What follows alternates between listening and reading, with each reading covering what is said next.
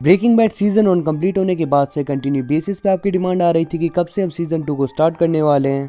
So finally आपका wait खत्म हुआ। सीजन 2 आज ही से स्टार्ट हो रहा है। आई नो मैं काफी ज़्यादा लेट हूँ, बट डेफिनेटली अब मैं बिल्कुल भी देर नहीं करूंगा एंड कंटिन्यू बेसिस पे ब्रेकिंग बैड के वीडियोस भी आने वाले हैं। एपिसोड 1 को स्टार्ट करने से पहले हम देख लेते हैं सीजन 1 का क्विक रिकैप, जिससे कि आपको स्टोरी समझने में बिल्कुल भी दिक्कत नहीं आने वाली। वॉल्ट को लंग कैंसर हो चुका है। वो चाहता है कि मरने से पहले वो कुछ सर्टेन अमाउंट ऑफ मनी अपनी फैमिली के लिए इकट्ठा कर पाए, तो यही रीजन है कि वो जेसी के साथ मिलकर मैथ कुक कर रहा है। इसके अलावा वॉल्ट की वाइफ स्काइलर और मैरी के बीच एक कॉन्फ्लिक्ट भी चल रही है एंड ये कॉन्फ्लिक्ट इस सीजन में भी कंटिन्यू रहने वाली है। इसके अलावा हैंक और डीए की टीम पूरी तरीके से जुट चुकी है मैथ के न्यू कुक्स को ढूंढने में एंड साथ ही में उन्हें बहुत से क्लूज भी मिल चुके हैं। तो गाइस, ये तो था सीजन 1 का रिकैप। अब चलिए स्टोरी को आगे बढ़ाते हैं। सीजन 2 एपिसोड 1 की स्टार्टिंग में हम देखते हैं वॉल्ट के घर के स्विमिंग पूल में एक टेडी बियर को। फिर स्टोरी वापस से वहीं से कनेक्ट होती है जहां पे सीजन 1 एंड हुआ था, यानी कि जंक यार्ड में जहां टूको और वॉल्ट डील करने वाले थे।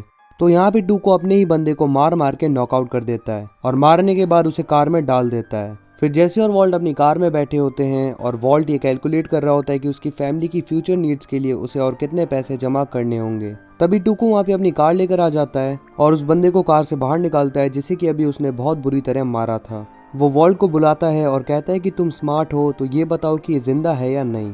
टूको वॉल्ट से उस बंदे को सीपीआर देने को कहता है, लेकिन वॉल्ट बताता है कि वो ऑलरेडी मर चुका है। फिर टूको उस मरे हुए बंदे को किक्स मारता है और अपने दूसरे बंदे को डेड बॉडी ठिकाने लगाने के लिए कहता है। फिर वॉल्ट और जैसी वहाँ से निकल जाते हैं। नेक्स्ट सीन में हम देखते हैं स्काइलर को, जो कि अपने घर पे होती है। अब वॉल्ट भी घर पे वापस आ जाता है और स्काइलर के साथ फिजिकल होने लगता है, लेकिन वो बहुत ही ज़्यादा रेज में था, इसलिए स्काइलर उसे रोक देती है। स्काइलर उसे कहती है कि तुम अपनी एंगर फ्रस्ट्रेशन ऐसे ही मुझ पे नहीं निकाल सकते। तभी वॉल्ट जूनियर स्कूल से वापस आ जाता है और वो देखता है things are pretty messed up. Next scene में हम देखते हैं जैसी को, और वो आज सुबह के इंसिडेंट के बाद बहुत ही ज़्यादा डरा हुआ था। वो टूको के साथ काम करते हुए सेफ फील नहीं कर रहा था, इसीलिए वो एक गन भी परचेज कर लेता है। अब जैसी वॉल्ट से बात करता है और कहता है कि हमें टूको को मारना होगा, नहीं तो वो हमें मार देगा। हम उसके लिए खतरा बन चुके हैं क्योंकि हम उस मर्डर के विटनेस हैं जो कि आज सुबह उसने किया। लेकिन वॉल्ट जैसी की इस बात से एग्री नहीं करता और उसे समझाता है कि ये इतना भी आसान नहीं होने वाला। हम ऐसे ही टूको को टेक डाउन नहीं कर सकते, बल्कि इसके लिए हमारे पास एक प्रॉपर प्लान होना चाहिए, नहीं तो उसके अंदर काम करने वाले लोग और उसके कनेक्शन हमें जीने नहीं देंगे। अब हम मैरी को देखते हैं। वो स्काइलर के लिए एक वॉइस मैसेज लीव करती है, पर स्काइलर उसे इग्नोर कर देती है क्योंकि उन दोनों के बीच की फाइट अभी भी सॉर्ट आउट नहीं हुई है। इसके बाद हम देखते हैं हैंक को मैरी से बात करते हुए।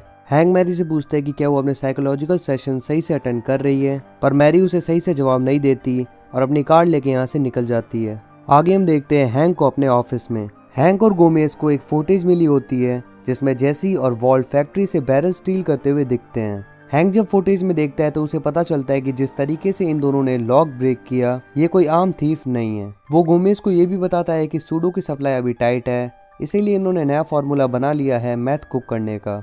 गोमेज अपना पॉइंट ऑफ व्यू सामने रखता है और कहता है कि शायद ही कॉलेज स्टूडेंट है और इन्हें केमिस्ट्री की अच्छी खासी नॉलेज है। नेक्स्ट सीन में वॉल्ट कार ड्राइव करते हुए घर आता है और वो नोटिस करता है एक कार को जो कि उसके घर के बाहर खड़ी थी। वॉल्ट समझ जाता है कि कोई उस पर नजर रख रहा है। नेक्स्ट मॉर्निंग हम देखते हैं वॉल्ट को घर की विंडो से बाहर नजर रखते हुए। यहाँ पे हम क्लियरली देख सकते हैं कि वॉल्ट को बहुत ही ज्यादा डर लग रहा है। वॉल्ट पूरी रात नहीं सोया और अपने हाथ पे एक नाइफ लेके वहीं पे बैठा रहा, तो इसी चीज को लेकर स्काइलर वॉल्ट से थोड़ी अपसेट थी। नेक्स्ट सीन में हम वॉल्ट को जैसी के घर पे देखते हैं। वो जैसी से कहता है कि कोई उस पर नजर रख रहा है एंड अकॉर्डिंग टू वॉल्ट वो टूको है। जैसी वॉल्ट से पूछता है कि क्या तुम श्योर हो कि वो टूको की ही कार थी। वॉल्ट काफी कंफ्यूज होता है। वॉल्ट को समझ में नहीं आ रहा था कि टूको को उसके घर का एड्रेस कैसे मिला। जैसी उसे कहता है कि टूको के कई सारे सोर्सेज हैं और इसी से उसे पता चल गया होगा। अब जैसी और भी ज्यादा डर जाता है और कहता है कि अब हमें टूको को मारना ही होगा, अदरवाइज वो हम दोनों को मार देगा। वॉल्ट जैसी से कहता है कि मेरे पास एक बेटर प्लान है टूको को मारने का। फिर वॉल्ट बीन्स का एक पाउच निकालता है। वो बताता है कि हम इसकी मदद से टूको को मारेंगे। ये बहुत ही खास तरीके की बीन्स होती हैं और इसमें पॉइजन है। अगर हम टूको को इसकी हेल्प से मारेंगे तो टूको की डेथ पूरी तरीके से नेचुरल लगेगी और किसी को हम पर शक भी नहीं होगा। नेक्स्ट सीन में हम हैंक को वॉल्ट के घर पर देखते हैं। हैंक स्काइलर से मिलने के लिए आया होता है। वो जानना चाहता है कि स्काइलर और मैरी के बीच में आखिर क्या चल रहा है। स्काइलर हैंक को बताती है कि मैरी एक शॉपलिफ्टर है और मैरी अपनी मिस्टेक एडमिट भी नहीं कर रही। हैंक स्काइलर को समझाता है कि मैरी अब सुधरने की कोशिश कर रही है। वो अब थेरेपिस्ट के पास भी जा रही है। हम अगर एज अ फैमिली उसे थोड़ा सपोर्ट करें तो सब कुछ ठीक हो जाएगा। ये सुनकर स्काइलर हैंक पे भड़क जाती है और हैंक से कहती है कि सपोर्ट की जरूरत मैरी को नहीं बल्कि मुझे है। मेरे हस्बैंड को लंग कैंसर है, मेरा बेटा डिसेबल है और तो और मैं प्रेग्नेंट हूँ। स्काइलर कहती है मैरी हमेशा सेंटर ऑफ अटेंशन बन जाती है। ये सब कहने के बाद स्काइलर रोने लग जाती है। नेक्स्ट सीन में हम वॉल्ट और जेसी को अपने प्लान पे काम करते हुए देखते हैं। वो राइसिन बीन्स को मैथ में मिक्स कर रहे होते हैं।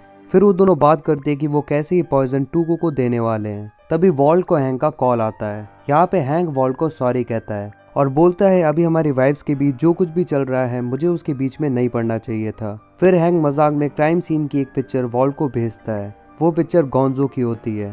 गोंजो अब मर चुका है। ये देख के वॉल्ट और जेसी डर जाते हैं और उन्हें लगता है कि टूको ने उसे मार दिया है और इसके बाद टूको उन्हें ही मारने वाला है। वॉल्ट जेसी की गन लेकर घर भाग जाता है। अब वॉल्ट वेंटिलेटर में छुपाए हुए पैसों को एक बॉक्स में रख देता है और साथ में गन भी उसी बॉक्स में डाल देता है। फिर वॉल्ट जाता है स्काइलर के पास। इसके बाद सीन वापस से क्राइम सीन पर शिफ्ट होता है जहाँ पर हैंक बताता है कि गेंजो का मर्डर नहीं हुआ है, वो खुद की गलती से मरा है। दरअसल जब गोंजो जंक यार्ड में डेड बॉडी को ठिकाने लगा रहा था तब कार से उसका हाथ दब गया और ब्लड लॉस की वजह से उसकी मौत हो गई। अब हम देखते हैं वॉल्ट को स्काइलर के पास बाथरूम में बैठे हुए। तभी वॉल्ट को जेसी का कॉल आता है। वॉल्ट विंडो से बाहर देखता है तो जेसी कार के साथ वॉल्ट के घर के बाहर खड़ा होता है। अब वॉल्ट नीचे जाता है और जेसी से पूछता है कि वो यहाँ पे क्या कर रहा है।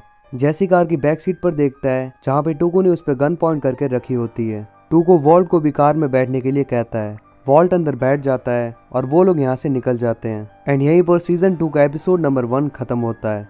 What's up guys, welcome back to our channel. और आज हम बात करने वाले हैं Breaking Bad season 2 episode number 2 के बारे में। इससे पहले हम एपिसोड नंबर 1 को भी बिल्कुल डिटेल में कवर कर चुके हैं। अगर आपने उसे अभी तक नहीं देखा है तो आप प्लेलिस्ट पे जाके देख सकते हैं। सीजन 2 की प्लेलिस्ट बन चुकी है बिकॉज उससे पहले डेफिनेटली आपको एपिसोड नंबर 2 समझ में नहीं आने वाला। और इससे पहले अगर आपने सीजन 1 अभी तक नहीं देखा है तो यार क्या कर रहे हो, सीजन 1 कंप्लीट हो चुका है, कब का 1 के रेडी है, प्लेलिस्ट भी बन चुकी है और पूरे सीजन को अच्छी तरीके से एंजॉय कीजिए। सीजन 1 में टोटल 7 एपिसोड है और सीजन 2 में टोटल 13 एपिसोड्स होने वाले हैं। So finally, without wasting our time anymore, let's start the explanation of Breaking Bad Season 2 episode number 2।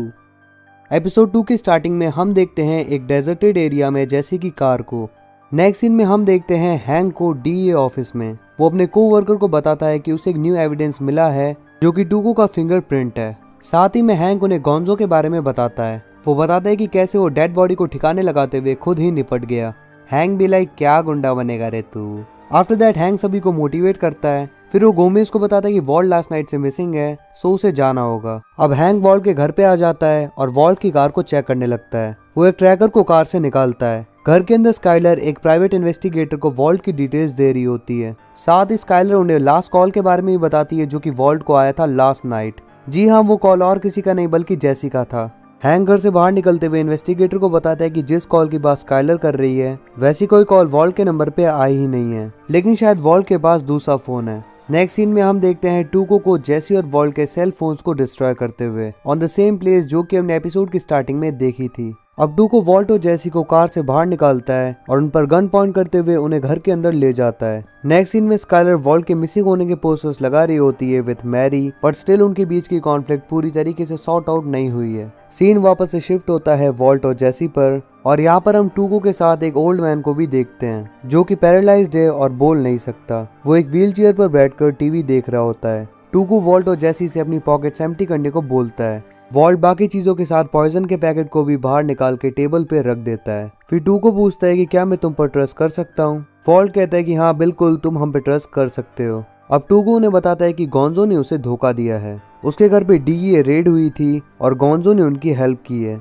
टूको ये सब इसलिए कह रहा होता है क्योंकि उसे अभी नहीं पता है कि गोंजो की डेथ हो चुकी है। इसके बाद टूको उन्हें मैक्सिको चलने के लिए कहता है। वो कहता है कि वहाँ मेरे बहुत सारे कनेक्शन हैं एंड वहाँ पे हम 24/7 कुक कर सकते हैं, वहाँ पे हम बहुत सारा पैसा कमाएंगे। लेकिन वॉल्ट उसे मना कर देता है। अब जेसी टूको को ट्रिक करने की कोशिश करता है जिससे कि टूको वो पॉइजनस मैथ ले ले।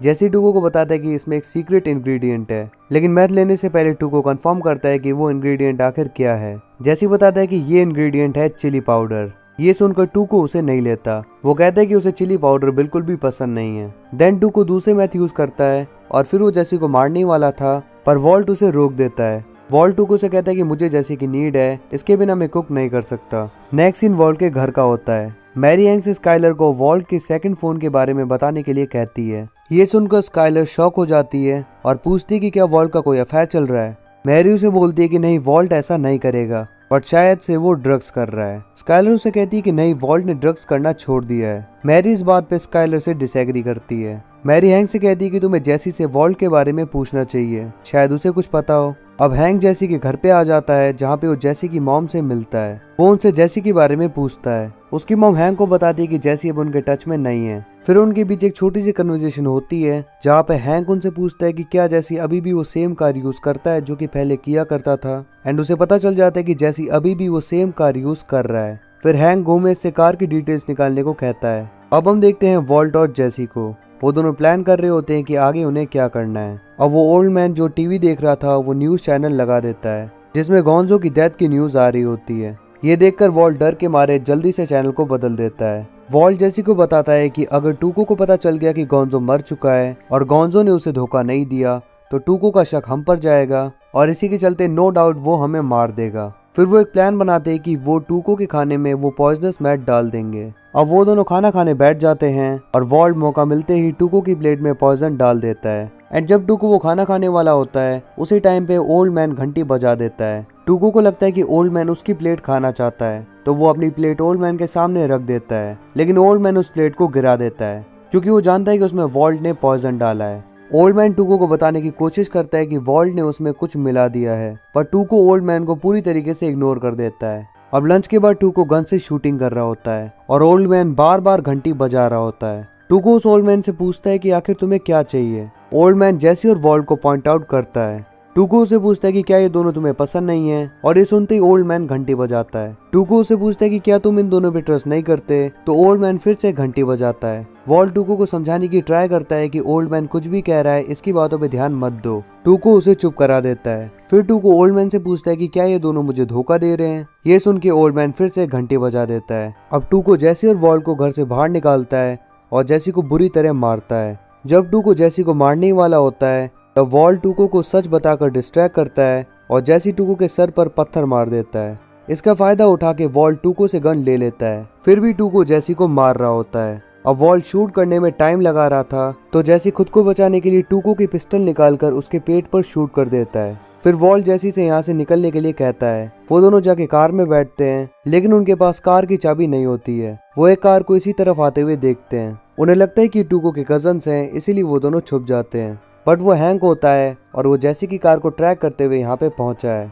टूको हैंक पर फायरिंग करता है, लेकिन हैंक टूको को शूट कर देता है। जेसी और वॉल्ट हैंक को यहाँ पर देख के भाग जाते हैं और एपिसोड 2 यहीं पे एंड हो जाता है। सो जैसा कि आपने देखा कि कहानी में और भी ज्यादा ट्विस्ट आ चुका है। अब हैंक के हाथों जेसी की कार भी लग चुकी है और फाइनली टूको भी मर चुका है। तो क्या वो जेसी को पकड़ के कस्टडी में ले लेगा, और अगर वो ऐसा करता भी है तो क्या जेसी वॉल्ट का भांडा फोड़ देगा, ये हमें पता चलेगा नेक्स्ट एपिसोड में। What's up guys, welcome back to our channel. और जैसा कि मैंने आपको प्रॉमिस किया था कि ब्रेकिंग बैड के वीडियोस अब आपको कंटिन्यू बेसिस पे मिलेंगे, तो सीजन 2 के एपिसोड नंबर 1 और 2 को डिटेल में कवर करने के बाद Here I am with episode number 3। और अगर आपने एपिसोड नंबर 1 और 2 को अभी तक नहीं देखा है तो प्लेलिस्ट बन के तैयार है, जाके देख सकते हैं। और इससे पहले अगर आपने सीजन 1 ही अभी तक नहीं देखा है तो यार उसकी भी प्लेलिस्ट बन चुकी है, जाइए और देख लीजिए। इस सीरीज में टोटल 5 सीजन होने वाले हैं। सीजन 1 में टोटल 7 एपिसोड थे और सीजन 2 में 13 एपिसोड होने वाले हैं। एंड अगर आपको ना पता हो तो फिर से बता दूं कि ब्रेकिंग बैड दुनिया के नंबर 1 सीरीज में से एक है, मतलब कि नंबर 1 ही है according to IMDb rating. So without wasting your time anymore, let's start the explanation of season 2 episode number 3।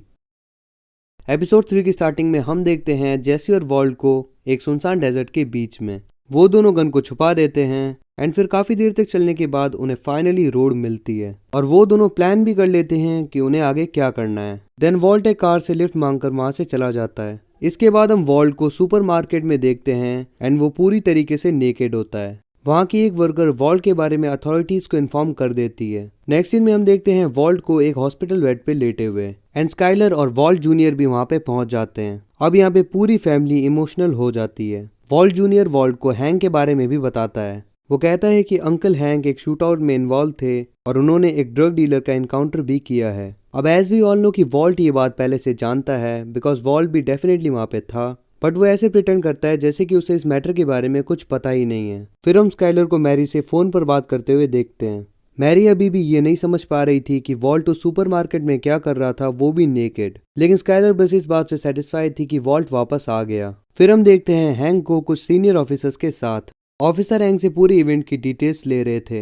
Hang उन्हें बताता है कि मुझे नहीं पता था कि टूको भी वहाँ पे होगा और मैं वहाँ पे अपने पर्सनल रीजंस की वजह से गया था, बट टूको ने उस पर फायरिंग की और उसने सेल्फ डिफेंस करते हुए टूको का एनकाउंटर कर दिया। आगे हम देखते हैं कि जैसी अपने घर के बाहर होता है और उसके साथ उसका होमी बैजर भी होता है। पुलिस अब जैसी के पीछे पूरी तरीके से पड़ चुकी है क्योंकि जैसी की कार क्राइम सीन पर मिली थी। अब ये दोनों कार के अंदर बैठे होते हैं और पुलिस के जाने का वेट कर रहे होते हैं। जैसी बैजर को बताता है कि वो एक सीरियस सिचुएशन में फंस गया है। पुलिस के चले जाने के बाद वो दोनों घर के अंदर जाते हैं। जैसी और बैजर साथ में मिलकर बेसमेंट के मैथ लैब का सारा सामान क्लियर कर देते हैं और उसे आरवी में रख देते हैं। फिर बैजर अपने कजन को बुलाकर उस आरवी को वहां से कहीं दूर ले जाने को बोलता है, बट जैसी के पास पूरे पैसे नहीं होते बैजर के कजन को देने के लिए, तो वो उसे बाकी पैसे बाद में देने के लिए बोलता है। देन सीन वापस से शिफ्ट होता है वॉल्ट पर। डॉक्टर उससे पूछते हैं कि उसे लास्ट चीज क्या याद है। वॉल्ट बताता है कि मैं घर आया था और यही मुझे याद है, और वो ये चीज टोटली डिनाई कर देता है कि उसने बाथरूम में स्काइलर से बात की थी। डॉक्टर्स रिपोर्ट के अकॉर्डिंग बताते हैं कि कैंसर वॉल्ट के ब्रेन में स्प्रेड नहीं हुआ है। वॉल्ट डॉक्टर्स को समझाने की कोशिश करते हैं कि वो अब अच्छा फील कर रहा है, पर डॉक्टर्स उसे फिर भी डिस्चार्ज नहीं करते। नेक्स्ट सीन में हम जैसी को एक रूम में वेंडी के साथ देखते हैं। तभी अचानक वहाँ पे डीईए एजेंट्स आ जाते हैं और जैसी को अरेस्ट करके वहाँ से ले जाते हैं। फिर हम देखते हैं हैंक को, जो कि जैसी को इंटेरोगेट कर रहा होता है, पर हैंक जैसी से कोई कन्फेशन नहीं निकलवा पाता। जैसी हैंक को यही बताता है कि वो वेंडी के साथ था और दोनों पार्टी कर रहे थे। हैंक जैसी से पूछता है कि तुम्हारी कार क्राइम सीन पर क्या कर रही थी। जैसी उसे बोलता है कि वो कार 2 दिन पहले चोरी हो चुकी है और मुझे नहीं पता कि वो वहाँ कैसे पहुंची। फिर हैंक जैसी के सामने एक पैसों से भरा बैग रख देता है और पूछता है कि क्या ये बैग तुम्हारा है। जैसी उसे साफ मना कर देता है। वो कहता है कि मैं नहीं जानता कि ये बैग किसका है। एंड फिर जब हैंक वेंडी के पास जाता है तो वो भी यही कहती है कि जैसी वीकेंड पर उसके साथ था और वो दोनों पार्टी कर रहे थे। नेक्स्ट सीन में हम वॉल्ट को एक साइकोलॉजिस्ट के साथ देखते हैं। वॉल्ट को जल्द से जल्द हॉस्पिटल से डिस्चार्ज होना था, तो वो अपने साइकोलॉजिस्ट को सच बता देता है कि उसे कोई फ्यूग स्टेट नहीं है। और जब साइकोलॉजिस्ट उससे ये रीजन पूछता है कि उसने नाटक क्यों किया, तो वॉल्ट उसे बताता है कि वो अपने घर में नहीं रहना चाहता, इसीलिए वो घर से भाग गया था। अगेन हम हैंक को जैसी का इंटेरोगेशन करते हुए देखते हैं। अब हैंक टूको की प्लेस से उस ओल्ड मैन को लेकर आ जाता है। जैसी को लगता है कि अब ये ओल्ड मैन इन्हें सब कुछ बता देगा एंड फाइनली वो लोग पकड़े जाएंगे। पर जब हैंक ओल्ड मैन से पूछता है कि क्या जैसी टूको के साथ उस घर में था और क्या टूको और जैसी साथ में काम करते हैं, तो ओल्ड मैन घंटी नहीं बजाता है। लेकिन वो ओल्ड मैन जैसी की तरफ बहुत ही गुस्से से देख रहा होता है। अब गोमेज हैंक से कहता है कि मुझे नहीं लगता कि जैसी इस केस में इन्वॉल्व है, लेकिन हैंक को अभी भी जैसी पर डाउट होता है। इसके बाद डीए जैसी को छोड़ देते हैं एंड जैसी और वेंडी वहां से चले जाते हैं। अब वॉल्ट को जैसी का कॉल आता है और जैसी उसे बताता है कि प्लान काम कर गया और उन्होंने मुझे छोड़ दिया। वॉल्ट जैसी से आरवी और बेसमेंट के बारे में पूछता है। जैसी उसे बताता है कि उसने सब कुछ संभाल लिया। वो कहता है कि उसके सारे पैसे डीए वालों ने ले लिए हैं। वॉल्ट उससे पूछता है कि क्या आरवी वापस से ठीक हो सकती है। जैसी कहता है कि आखिर तुम ये क्यों पूछ रहे हो, तो वॉल्ट बोलता है कि ताकि हम वापस से कुक कर सकें। ये सुनकर जैसी फोन रख देता है। फिर वॉल्ट को अपने मैथ से कमाए हुए पैसों के बारे में याद आता है। वो हॉस्पिटल से भागकर घर जाता है एंड पैसे और गन को वेंटिलेशन में रख देता है और ये सब करके वो अगेन हॉस्पिटल में आ जाता है। नेक्स्ट डे डीए ऑफिस में हैंक के लिए उसके को-वर्कर्स एक छोटी सी पार्टी रखते हैं क्योंकि उसने डीए की रेपुटेशन बढ़ा दी होती है टूको को मारकर। इसके बाद हम देखते हैं कि वॉल्ट को उस हॉस्पिटल से डिस्चार्ज कर दिया जाता है। इसके बाद वॉल्ट वापस से घर पे आ जाता है। घर पर स्काइलर वॉल्ट से सेकंड फोन के बारे में पूछती है, पर वॉल्ट स्काइलर से कहता है कि मेरे पास कोई सेकंड फोन नहीं है। स्काइलर को लगता है कि वॉल्ट उससे कुछ छुपा रहा है एंड इसीलिए वो थोड़ा सा अपसेट हो जाती है।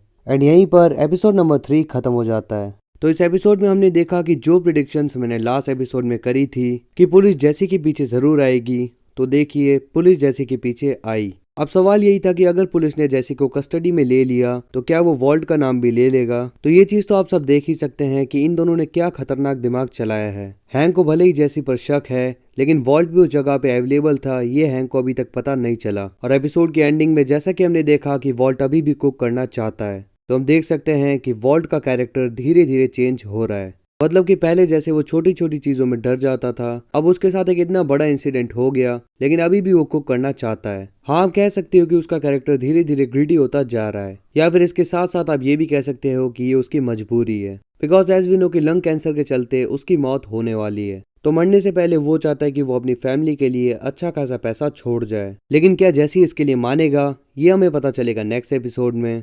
तो बने रहिए हमारे साथ बिकॉज आगे ये सीरीज और भी ज्यादा इंटरेस्टिंग होती जाएगी। What's up guys, welcome back to our channel. और आज के वीडियो में हम बात करने वाले हैं Breaking Bad season 2 episode number 4 के बारे में। इससे पहले हम 1 से लेकर 3 तक सभी एपिसोड्स को डिटेल में कवर कर चुके हैं। अगर आपने उन्हें अभी तक नहीं देखा तो डिस्क्रिप्शन में लिंक है, जाके देख सकते हैं। वेल बाय चांस अगर हम लिंक डालना भूल जाते हैं तो प्लेलिस्ट बन के रेडी है, आप चेकआउट कर सकते हैं। एंड उससे भी पहले अगर आपने सीजन 1 ही नहीं देखा है तो उसकी प्लेलिस्ट भी बन के रेडी है, जाइए और एंजॉय कीजिए। So without wasting your time anymore, let's start the explanation of Breaking Bad Season 2 episode number 4। Fourth episode की स्टार्टिंग कनेक्ट होती है सीजन 2 के एपिसोड नंबर 1 से, यानी कि वॉल्ट के घर के स्विमिंग पूल से। ये सीन अभी भी कम्प्लीटली नहीं दिखाया जाता है एंड हमें नहीं पता है कि यहाँ पे क्या चल रहा है। देन नेक्स्ट सीन में हम जेसी और वॉल्ट को एक कन्वीनियंस स्टोर पर देखते हैं। सो फाइनली जेसी यहाँ पे रेडी हो जाता है मैथ कुक करने के लिए, बट वॉल्ट बताता है कि वो अभी कुक नहीं कर सकता बिकॉज अभी उसकी फैमिली और भी ज्यादा कंसर्न है उसकी हेल्थ को लेकर, इसीलिए उसे काम स्टार्ट करने में थोड़ा टाइम लगेगा। वॉल्ट यहाँ पे जेसी को कुछ पैसे देता है ताकि वो कुछ दिन तक अपनी बेसिक नीड्स पूरी कर सके। ऑल्दो जेसी उस अमाउंट से बिल्कुल भी खुश नहीं होता। फिर हम देखते हैं कि वॉल्ट अपने घर पे होता है एंड वो खुद से सबके लिए मॉर्निंग ब्रेकफास्ट बना रहा होता है। यहाँ पे हम वॉल्ट को नॉर्मल से थोड़ा डिफरेंट बिहेव करते हुए देखते हैं और शायद वो ऐसा इसलिए कर रहा है क्योंकि स्काइलर लास्ट नाइट उससे अपसेट थी एंड वॉल्ट उसे बेटर फील कराना चाहता है। वॉल्ट स्काइलर से सेकंड फोन के बारे में भी बात करता है। वो बताता है कि उसके सेल फोन की रिंगटोन और उसके अलार्म की टोन सेम है और उस रात जो रिंग स्काइलर ने सुनी वो अलार्म था जो कि उसने अपनी मेडिसिन टाइम पर लेने के लिए लगाया था। वॉल्ट स्काइलर को अपनी बात समझा रहा होता है, तभी स्काइलर वहां से कार्ड लेकर कहीं चली जाती है। नेक्स्ट सीन में हम देखते हैं जेसी को एक लॉयर के साथ, एंड लॉयर के साथ ही हम जेसी के पेरेंट्स को भी देखते हैं। उस लॉयर को जेसी के पेरेंट्स जेसी को एक लीगल नोटिस देने के लिए लाए थे ताकि जेसी उसके आंट के हाउस को खाली कर दे। ये सुनकर जेसी काफी शॉक होता है एंड उससे पूछता है कि आखिर वो उसके साथ ऐसा क्यों कर रहे हैं। तो जेसी की मॉम उसे बताती है कि उनके घर पे डीए एजेंट आया था उसके बारे में पूछने के लिए। जेसी कहता है कि आजकल वो डीए की हेल्प कर रहा है ड्रग डीलर्स को अरेस्ट करवाने में, पर जेसी का ये झूठ काम नहीं करता क्योंकि उसकी मॉम बेसमेंट देख चुकी थी। एक्चुअली हैंक से मिलने के बाद जेसी की मॉम वरिड थी जेसी के लिए और वो जेसी से मिलने के लिए उसके घर आई थी एंड तभी उन्होंने उस मैथ लैब को देखा था। अब लॉयर जेसी को बताता है कि उसके पास 72 आवर्स है घर खाली करने के लिए। नेक्स्ट सीन में हम वॉल्ट को देखते हैं जो कि घर पे स्काइलर का वेट कर रहा होता है। तभी स्काइलर घर पे वापस आ जाती है एंड वो अभी भी वॉल्ट से नाराज होती है क्योंकि उसे पता होता है कि वॉल्ट उससे झूठ बोल रहा है, इसीलिए स्काइलर वॉल्ट को इग्नोर करने लग जाती है। फिर वॉल्ट स्काइलर को बताता है कि वो वापस से कैंसर सपोर्ट ग्रुप ज्वाइन करना चाहता है और स्काइलर फिर से उसे इग्नोर कर देती है। अब आगे हम जेसी को अपने बेडरूम में देखते हैं, तभी वहाँ पे उसकी मॉम आ जाती है और उसे उठाती है। जेसी अपनी मॉम को रूम में देखकर अपने ड्रग इक्विपमेंट्स हाइड करने लगता है और जब जेसी देखता है कि उसकी मॉम घर का सारा सामान शिफ्ट करवा रही है तो जेसी अपनी मॉम को कन्विंस करने की कोशिश करता है। जेसी उनसे कहता है कि हम इस बारे में बात कर सकते हैं, बट उसकी मॉम नहीं मानती और कहती है कि बात करने का समय जा चुका है।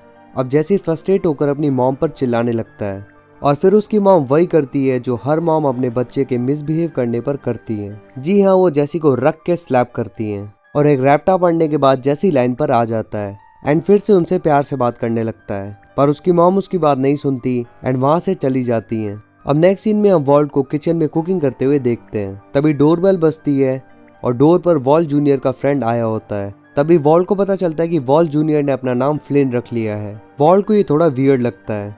वो स्काइलर से पूछता है कि क्या उसे इस नाम के बारे में पता था।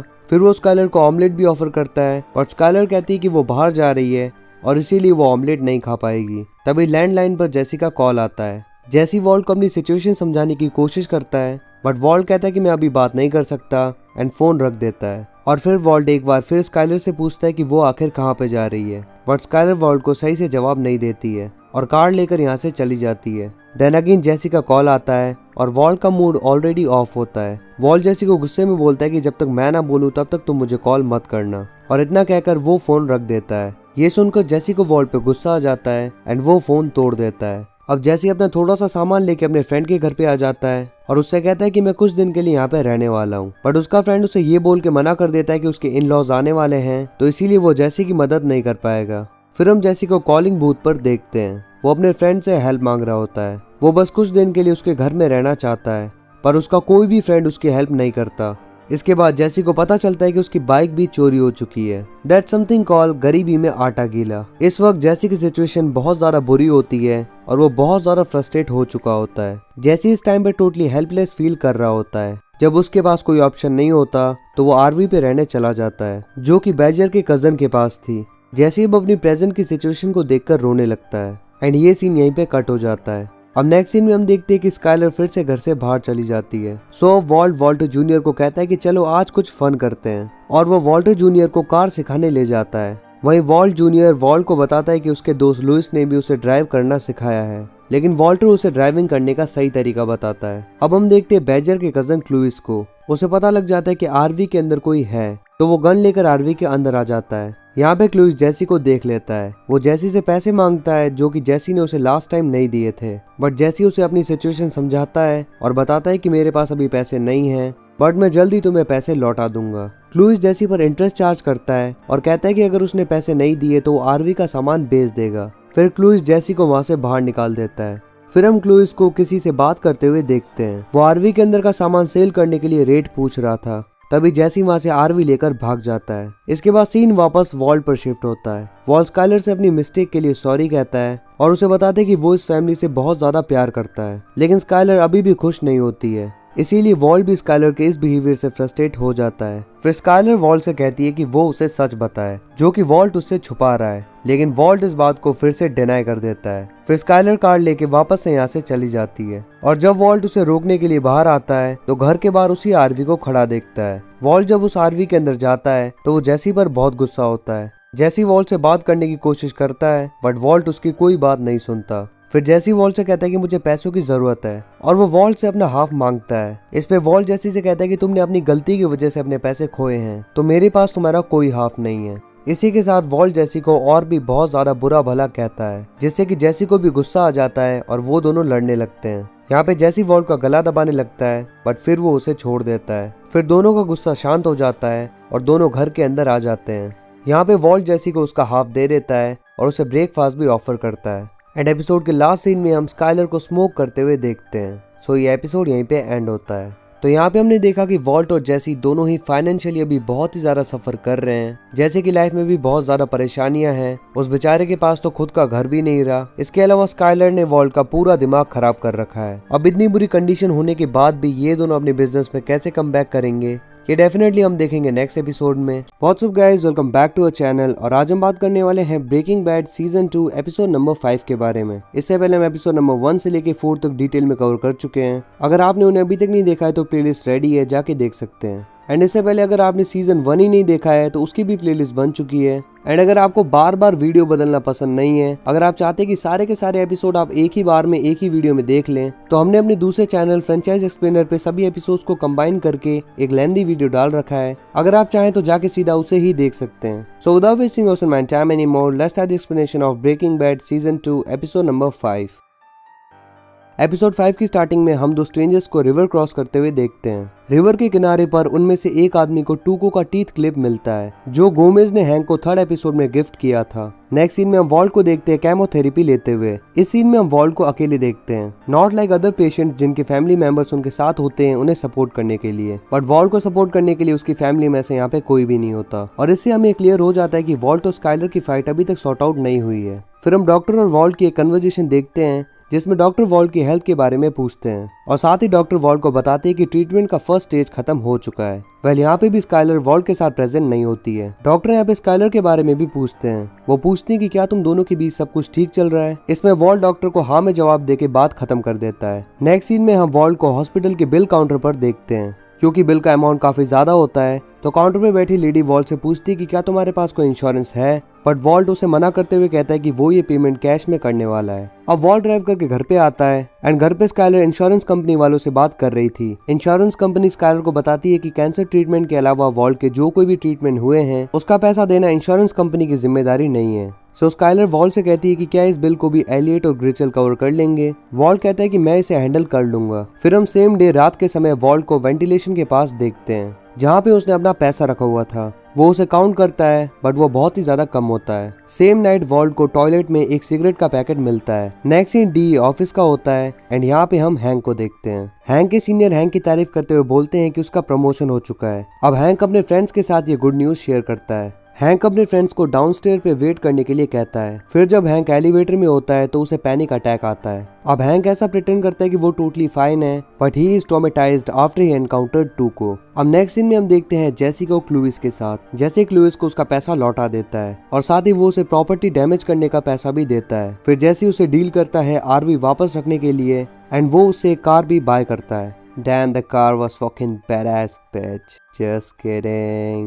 अब जैसी ऐसा घर सर्च कर रहा होता है जिसका रेंट कम हो। फिर वो एक घर में एंटर करता है और वो घर एक जेन नाम की लड़की का होता है। ऑल्दो जैसी के पास सारे डॉक्यूमेंट्स नहीं होते एंड पैसा भी थोड़ा कम होता है, बट फिर भी वो जैसे तैसे जेन को मना लेता है। इस सीन में हमें जैन और जैसी की बहुत अच्छी केमिस्ट्री भी दिखती है। So in the end of this conversation Jen जैसी को DBAA रूल के बारे में बताती है, जिसका full form don't be an a hole है, एंड जैसी इससे भी एग्री कर लेता है। नेक्स्ट सीन में हैंक अपने गराज में होता है एंड वहाँ पे मैरी भी आ जाती है। मैरी हैंक को बताती है कि तुम्हारा कल ही प्रमोशन हुआ है और तुमने आज छुट्टी ले ली। वो हैंक से पूछती है कि कहीं कुछ गड़बड़ तो नहीं है, बट हैंक उसे कहता है कि सब कुछ ठीक है। अब आगे हम देखते हैं कि वॉल्ट जैसी से आरवी को डेजर्ट के बीच में मंगवा लेता है एंड फिर जैसी वॉल्ट से प्लान के बारे में पूछता है तो वॉल्ट उसे बोलता है कि हम बस वापस से कुकिंग स्टार्ट कर रहे हैं। मगर जैसी वॉल्ट से कहता है कि हम कुक क्यों कर रहे हैं जब हम मैथ बेच ही नहीं सकते। जैसे कहता है कि इस बार हम लास्ट टाइम की तरह टूको जैसे बंदे को मैथ नहीं बेचेंगे। वो कहता है कि अब उन्हें खुद का नेटवर्क बनाना पड़ेगा। जैसे कहता है कि उसके कई कनेक्शंस हैं और इस बार वो मैथ सेल करेगा, लेकिन वॉल्ट जैसे कि इस बात से एग्री नहीं करता है। देन जैसी उसे बोलता है कि इस बार हम मेरे तरीके से काम करेंगे एंड अगर तुम मुझसे एग्री नहीं करते हो तो मैं इस काम को क्विट कर रहा हूँ। फिर वॉल्ट के पास बोलने के लिए कुछ भी नहीं रहता है। नेक्स्ट सीन में हम जैसी को उसके न्यू होम पे देखते हैं एंड वहीं जैसी के 3 फ्रेंड्स कॉम्बो, स्किनी पीट एंड बैजर उसके घर पे आते हैं। ऑब्वियसली ये लोग भी जैसी की तरह ड्रग हेड्स होते हैं। तो जैसी इन्हें बिजनेस के बारे में बताता है। जैसी इनसे कहता है कि मैं तुम्हें हाई क्वालिटी मैथ प्रोवाइड करूंगा और तुम्हें ये सेल करना है। जैसी उन्हें बताता है कि उन्हें 2500 का मैथ सेल करने पर 2000 जैसी को देना होगा और बचे हुए 500 को वो अपने पास रख सकते हैं। जितना ज्यादा वो लोग सेल करेंगे उतना ही ज्यादा उन्हें प्रॉफिट होगा। फिर जैसे कि फ्रेंड्स उससे पूछते हैं कि मैथ का जो प्राइस है वो अनयूजुअल है। तो जैसे उन्हें बताता है कि अभी मैथ की सप्लाई बहुत कम है तो लोग किसी भी रेट पे मान जाएंगे।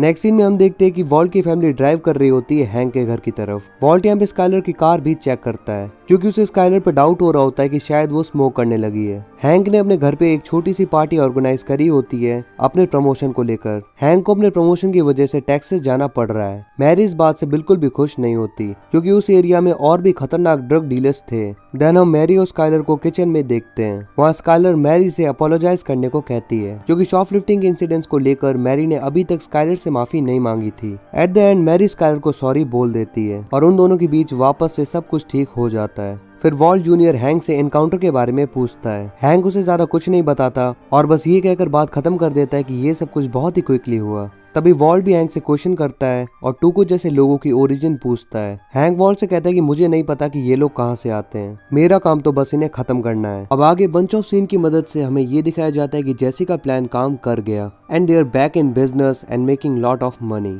बट स्किनी पिट को 2 जंकी स्ट्रिक करके उससे मैथ ले लेते हैं। अब जैसी और वॉल्ट मिलते हैं और जैसी वॉल्ट को प्रॉफिट में से उसका हिस्सा देता है। यहाँ पे वॉल्ट नोटिस करता है कि जितना मैथ उसने कुक किया था उतना पैसा उसे नहीं मिला। जैसी वॉल्ट को बताता है कि उसके एक फ्रेंड को कुछ जंकीज ने रॉब कर लिया। फिर वॉल्ट जैसी को कहता है कि नेक्स्ट टाइम से तुम्हें कोई रॉब ना करे, इसीलिए तुम्हें लोगों में अपना डर पैदा करना होगा। तुम्हें क्या लगता है कि टूको को लोगों ने क्यों रॉब नहीं किया? क्योंकि लोग उससे डरते थे। देन ये सीन यहीं पे कट हो जाता है। फिर हम देखते हैं स्काइलर को जो कि घर पे होती है और वो कुछ अनहेल्दी खा रही होती है। तभी वॉल्ट घर पे वापस आ जाता है और वो स्काइलर को अनहेल्दी खाते हुए देख लेता है। वो स्काइलर से कहता है कि तुम जो ये खा रही हो वो हमारे होने वाले बेबी के लिए अनहेल्दी है।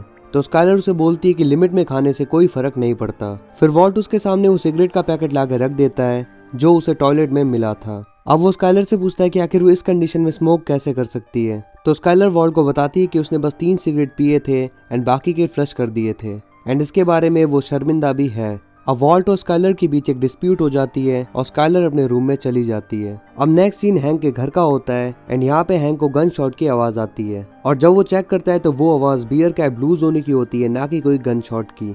अब आगे हम वॉल्ट को जैसी के घर पे देखते हैं। वॉल्ट जैसी को गन देता है और कहता है कि जिन लोगों ने तुम्हारे फ्रेंड को रॉब किया उसे तुम इसकी मदद से हैंडल करो। वेल हैंक ने जब से टूको को मारा था तब से वो मेंटली अनस्टेबल हो गया था, इसीलिए वो टूको की टीथ क्लिप को रिवर में फेंक देता है so that he can forget this incident. And यहीं पर एपिसोड के स्टार्टिंग की मिस्ट्री सॉल्व हो जाती है। मतलब कि एपिसोड की स्टार्टिंग का जो पहला सीन था उसमें क्या हुआ ये डेफिनेटली हमें समझ में नहीं आया था। ये टूथ क्लिप जो कि गोमेज ने हैंक को दी थी आखिर यहाँ पे कैसे पड़ी थी, तो ये सारी मिस्ट्री एंड में क्लियर हो गई और इसी के साथ एपिसोड नंबर 5 यहीं पे एंड होता है। What's up guys, welcome back to our channel और आज के वीडियो में हम बात करने वाले हैं Breaking Bad season 2 episode number 6 के बारे में। इससे पहले हम एपिसोड नंबर 1 से लेके 5 तक डिटेल में कवर कर चुके हैं। अगर आपने उन्हें अभी तक नहीं देखा है तो प्लेलिस्ट तैयार है, जाके देख सकते हैं। वेल इससे पहले अगर आपने सीजन 1 ही नहीं देखा है तो उसकी प्लेलिस्ट भी बन चुकी है, आराम से जाके एंजॉय कर सकते हैं। एंड अगर आपको बार बार वीडियोस बदलना पसंद नहीं है तो हमने अपने दूसरे चैनल फ्रेंचाइज एक्सप्लेनर पे एक लेंथी वीडियो बना रखा है सारे एपिसोड्स को कंबाइन करके, आप चाहें तो सीधा उसे देख सकते हैं। So without wasting awesome time anymore, let's start the explanation of Breaking Bad Season 2 episode number 6। तो एपिसोड की स्टार्टिंग में हम जैसी को रोड साइड पर स्किनी पीट का वेट करते हुए देखते हैं। फिर कुछ देर बाद स्किनी पीट यहाँ पे पहुंच जाता है और वो जैसी को उन जंकीज का एड्रेस एंड नंबर दे देता है जिन्होंने उसे रॉब किया था। अब जैसी उनके नाम सुन के स्किनी पीट से डिसअपॉइंट होता है। स्किनी पीट जैसी से कहता है कि मैं खुद उन्हें सबक सिखा देता बट मैं अभी पुलिस की निगरानी में हूँ। अब जैसी थोड़ा सा नर्वस होता है क्योंकि उसने ऐसा कुछ पहले कभी भी नहीं किया था। फिर जैसे ड्रग्स लेता है और स्किनी पीट के बताए एड्रेस पे ड्राइव करता है। वो स्किनी पीट के बताए एड्रेस पे पहुंच जाता है और आके डोर नॉक करता है लेकिन कोई गेट नहीं खोलता, इसीलिए जैसी विंडो ब्रेक करके अंदर चला जाता है। अब जैसी नोटिस करता है कि घर के अंदर की कंडीशन बहुत ही ज्यादा बुरी है, सब कुछ टूटा फूटा और बिखरा हुआ है। जैसी हाथ में गन लेकर पूरे घर में आवाज लगाता है। तभी रूम से एक बच्चा बाहर निकलता है और वो टीवी देखना स्टार्ट कर देता है। जैसी उससे पूछता है कि क्या तुम्हारे अलावा कोई और भी घर पे है, लेकिन वो बच्चा कुछ भी जवाब नहीं देता। इसके अलावा जैसी और भी कई क्वेश्चन पूछता है बट वो बच्चा किसी का भी जवाब नहीं देता। फिर वो बच्चा जैसी को बोलता है कि उसे भूख लग रही है एंड ये सीन यहीं पे कट हो जाता है। नेक्स्ट सीन वॉल्ट के घर का होता है जहाँ पे हम स्काइलर को किचन में देखते हैं। तभी उसे ग्रिचन का वॉइस मैसेज आता है। फिर स्काइलर उसे कॉल लगाती है। यहाँ पे ग्रिचन स्काइलर को बताती है कि वॉल्ट से काफी टाइम से उसकी बात नहीं हो पा रही है और वो डिस्कनेक्ट हो चुकी है। तो स्काइलर ग्रिचन को बताती है कि वॉल्ट का फोन खो चुका है एंड शायद इसी वजह से वो वॉल्ट से बात नहीं कर पा रही है। इसके बाद स्काइलर ग्रिचन को थैंक यू बोलने लगती है। स्काइलर कहती है कि तुमने हमें बहुत सपोर्ट किया है और वॉल्ट के सारे ट्रीटमेंट का खर्चा उठा के हम पे बहुत बड़ा फेवर किया है। ये सब सुन के ग्रिचन बहुत ही ज्यादा कंफ्यूज्ड होती है क्योंकि उसने वॉल्ट के ट्रीटमेंट का खर्चा नहीं दिया था और वो नहीं जानती थी कि स्काइलर ऐसा क्यों कह रही है। तो जब स्काइलर ग्रिचन से मिलने के लिए कहती है तो ग्रिचन उसे कहती है कि वो आज शाम को ही उससे मिलने आ रही है। नेक्स्ट सीन होता है स्कूल का। यहाँ पे वॉल्ट बच्चों की क्लास ले रहा होता है। वॉल्ट के लेक्चर के बीच में ही वहाँ पे वाइस प्रिंसिपल आ जाती है। वो वॉल्ट को टीचिंग करते हुए देखती है और लेक्चर के बाद वो दोनों बात करते हैं। यहाँ पे वाइस प्रिंसिपल वॉल्ट से कहती कि तुम अपनी प्रॉब्लम मेरे साथ शेयर कर सकते हो। इसके बाद वॉल्ट वॉल्टर जूनियर के साथ घर के लिए निकल रहा था लेकिन कार पे वो एक पैम्पलेट देखता है जिसमें उसके बारे में काफी बुरी बुरी चीजें लिखी होती हैं। अब सीन वापस जैसी पे शिफ्ट होता है। जैसी अभी भी उन जंकीज के घर पर बैठा होता है। वो उस बच्चे को कुछ खाने के लिए भी देता है। इसके बाद वहाँ पे वो जंकीज आ जाते हैं जिन्होंने स्किनी पीट को रॉब किया था। जैसी बच्चे को रूम में बंद करके आता है और उन दोनों पे गन पॉइंट कर देता है। नेक्स्ट सीन में हम वॉल्ट और वॉल्ट जूनियर को कार में देखते हैं। वो दोनों घर आते हैं और घर के बाहर वो एक प्रीमियम कार को देखते हैं जो कि ग्रिचन की होती है। फिर वॉल्ट और वॉल्ट जूनियर घर के अंदर जाते हैं और यहाँ पे स्काइलर वॉल्ट जूनियर को ग्रिचन से इंट्रोड्यूस करवाती है। अब ग्रिचन कहती है कि उसे देर हो रही है एंड अब उसे जाना होगा। जब ग्रिचन बाहर जा रही होती है तो वॉल्ट स्काइलर से कहता है कि वो ग्रिचन को कार तक छोड़ने जा रहा है। बाहर जाके वॉल्ट ग्रिचन से कहता है कि वो उससे बात करना चाहता है और इस बारे में सब कुछ बताना चाहता है, पर ग्रिचन कुछ नहीं कहती और गुस्सा होकर यहाँ से चली जाती है। इसके बाद सीन वापस से जैसी की तरफ शिफ्ट होता है। वो उन दोनों जंकीज को धमका रहा होता है। जैसी उनसे अपना मैथ वापस मांगता है पर वो दोनों कहती है कि उन्होंने सारा मैथ यूज कर लिया है। जैसी कहते हैं कि तुमने इतना सारा मैथ एक दिन में स्मोक कर लिया, मुझे स्टूपिड समझा है क्या। फिर जैसी उनसे पॉकेट्स एम्प्टी करने को कहता है। वो दोनों अपनी पॉकेट्स एम्प्टी करके दिखाते हैं पर जैसी के हाथ कुछ नहीं लगता। फिर जैसी उनके शूज चेक करता है एंड उसे वहाँ पे भी कुछ नहीं मिलता। जैसी कहते हैं कि मुझे मेरा मैथ दे दो वरना मैं तुम्हें बुरी तरह मारूंगा। फिर वो दोनों अपने इनर वियर से मैथ निकाल कर देते हैं लेकिन अभी भी मैथ पूरा नहीं होता।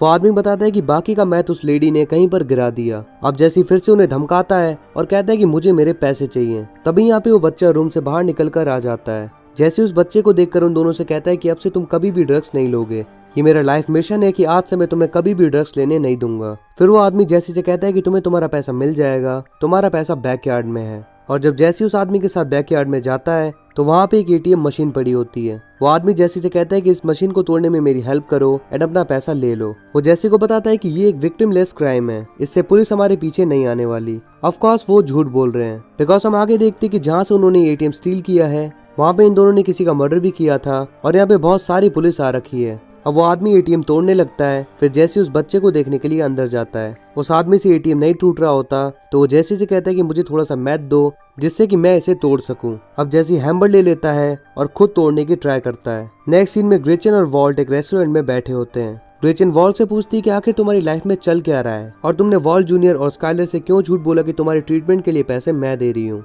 तो वॉल्ट ग्रेचन से कहता है कि मुझे बस थोड़ा सा टाइम चाहिए, मैं अपनी फैमिली को सब कुछ बता दूंगा। ग्रेचन वॉल्ट से पूछती कि अगर मैं तुम्हारे ट्रीटमेंट का पैसा नहीं दे रही हूँ, इंश्योरेंस कंपनी तुम्हारे ट्रीटमेंट का पैसा नहीं दे रही है, तो आखिर तुम ये पैसा कहाँ से ला रहे हो।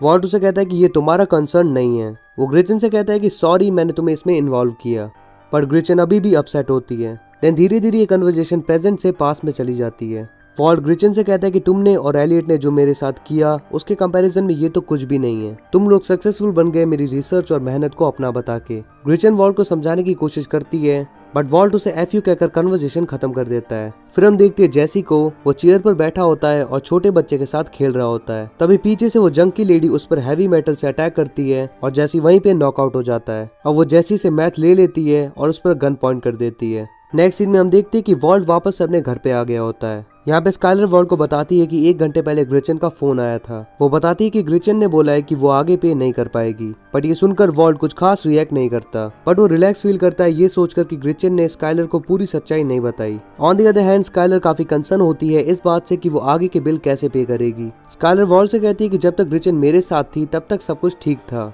पर तुम्हारे आने के बाद ग्रेचन ने सडनली लीव किया। स्काइलर उसे पूछती है कि इस मैटर के बारे में ऐसा क्या है जो तुम जानते हो और मैं नहीं। वॉल्ट बताता है कि वो इस इवनिंग एलियट और ग्रेचन से मिला था। उन दोनों की बातों से लगता है कि उनकी कंपनी को हैवी लॉस हुआ है और इसीलिए उन्होंने आगे के बिल पे करने से मना कर दिया। अब वॉल्ट स्काइलर को कहता है कि तुम्हें टेंशन लेने की कोई जरूरत नहीं है, हम मिलकर सब कुछ संभाल लेंगे। अब जैसी को होश आता है और वो देखता है कि वो आदमी एटीएम को नीचे से कट करने की कोशिश कर रहा है। यहीं पे वो लेडी उससे और मैथ मांगती है। वो आदमी कहता है कि तुमने अपने हिस्से का मैथ ऑलरेडी खो दिया है, इसीलिए तुम्हें इसमें से कुछ भी नहीं मिलने वाला। ये कहते हुए वो उस औरत को स्कैंक बोल देता है, जो कि उस औरत को बिल्कुल भी पसंद नहीं आता। उस औरत के बार बार मना करने के बाद भी वो उसे स्कैंक बोल रहा था। फिर उस लेडी को गुस्सा आ जाता है और वो एटीएम मशीन से उसका हेड क्रश कर देती है। वो औरत इस समय इतने नशे में होती है कि उसे इस बात का बिल्कुल भी रिग्रेट नहीं होता है कि उसने किसी की जान ले ली। तभी जैसी जल्दी से एटीएम से पैसे निकाल लेता है और अपने फिंगरप्रिंट्स हर जगह से हटा देता है। वो यहाँ से जा रहा होता है लेकिन तभी उसे याद आता है कि वो बच्चा अभी भी यहीं पे है। तो जैसे पुलिस को कॉल लगाकर छोड़ देता है और उस बच्चे को घर के बाहर लाकर बैठा देता है।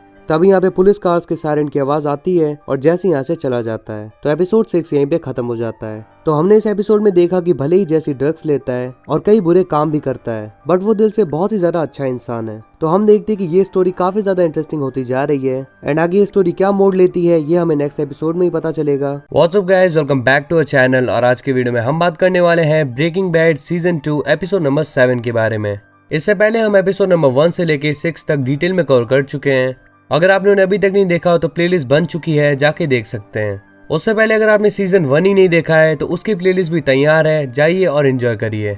और अगर आपको बार बार वीडियोस चेंज करना पसंद नहीं है तो हमने अपने दूसरे चैनल फ्रेंचाइज एक्सप्लेनर पे सभी एपिसोड्स को कंबाइन करके एक लेंथी वीडियो बना रखा है, आप चाहें तो जाके सीधा उसे देख सकते हैं। So now without wasting awesome time anymore, let's start the explanation of Breaking Bad season 2 episode number 7। Episode की स्टार्टिंग एक सॉन्ग से होती है जिसकी लिरिक्स तो हमें समझ में नहीं आने वाली, बट फिर भी वाइब तो कर ही सकते हैं। आगे हम देखते हैं वॉल्ट को एक स्टूडेंट को पढ़ाते हुए। फिर क्लास के बाद वॉल्ट अपने सेकंड फोन से जैसी को कॉल करता है, बट जैसी उसे आंसर नहीं करता। फिर वॉल्ट चला जाता है जैसी के घर पे।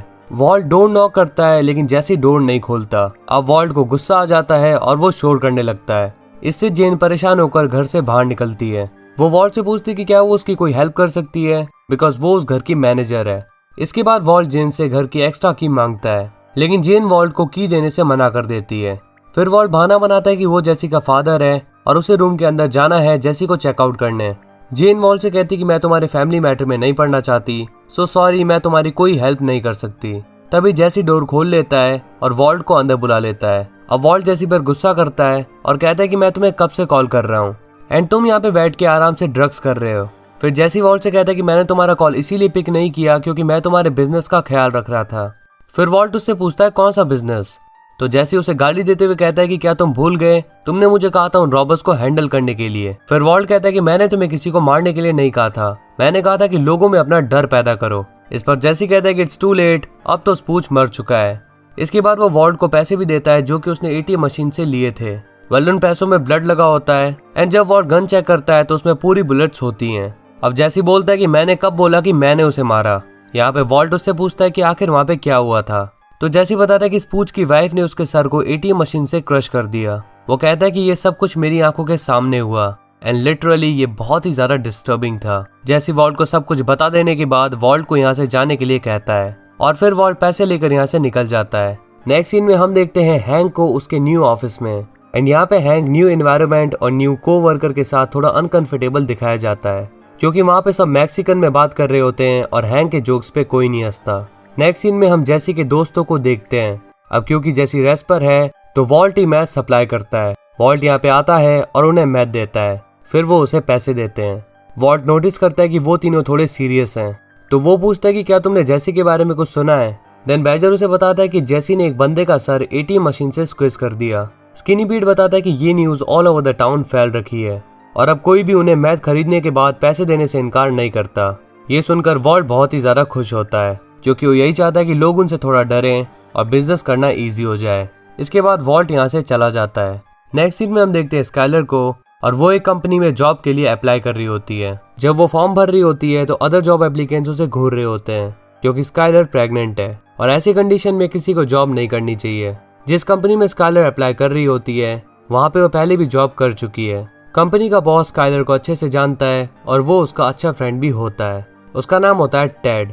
इसके बाद स्काइलर टेड से मिलती है और वो दोनों एक दूसरे की फैमिलीज के बारे में बात करते हैं। स्काइलर टेड को वॉल्ट के कैंसर के बारे में बताती है, साथ ही स्काइलर ये भी बताती है कि उसकी फैमिली की फाइनेंशियल कंडीशन अभी ठीक नहीं है और इसीलिए वो डाटा एंट्री की जॉब के लिए अप्लाई करने आई है। ये सुनकर टेड उसे कहता है कि तुम अकाउंटेंट की जॉब कर सकती हो बिल्कुल पहले की तरह, क्योंकि हम अपना बिजनेस एक्सपेंड कर रहे हैं और अगर तुम ये जॉब करोगी तो मुझे नो डाउट काफी ज्यादा हेल्प होगी। अब नेक्स्ट सीन में हम देखते हैं वॉल्ट और जेसी को। यहाँ पर वॉल्ट जेसी को मैप की हेल्प से ये समझाने की कोशिश कर रहा होता है कि कैसे वो अपनी बिजनेस टेरिटरी को एक्सपेंड कर सकते हैं। वॉल्ट कहते हैं कि मैं सेलर्स के नीचे सब सेलर्स को रखना चाहिए जो कि डायरेक्टली मैच सेल कर सके, लेकिन जैसे इस प्लान से एग्री नहीं करता और बताता है कि तुम जहाँ पे बिजनेस करने की बात कर रहे हो वो हमारी टेरिटरी नहीं है एंड ये सब बहुत ही ज्यादा रिस्की है। फिर वॉल्ट जेसी को बताता है कि अब वो लोग कुछ नहीं करेंगे बिकॉज अब सब लोग तुमसे डरने लगे हैं क्योंकि सभी को यही लगता है कि तुम ही ने उस आदमी का सर क्रश करके उसे मार दिया।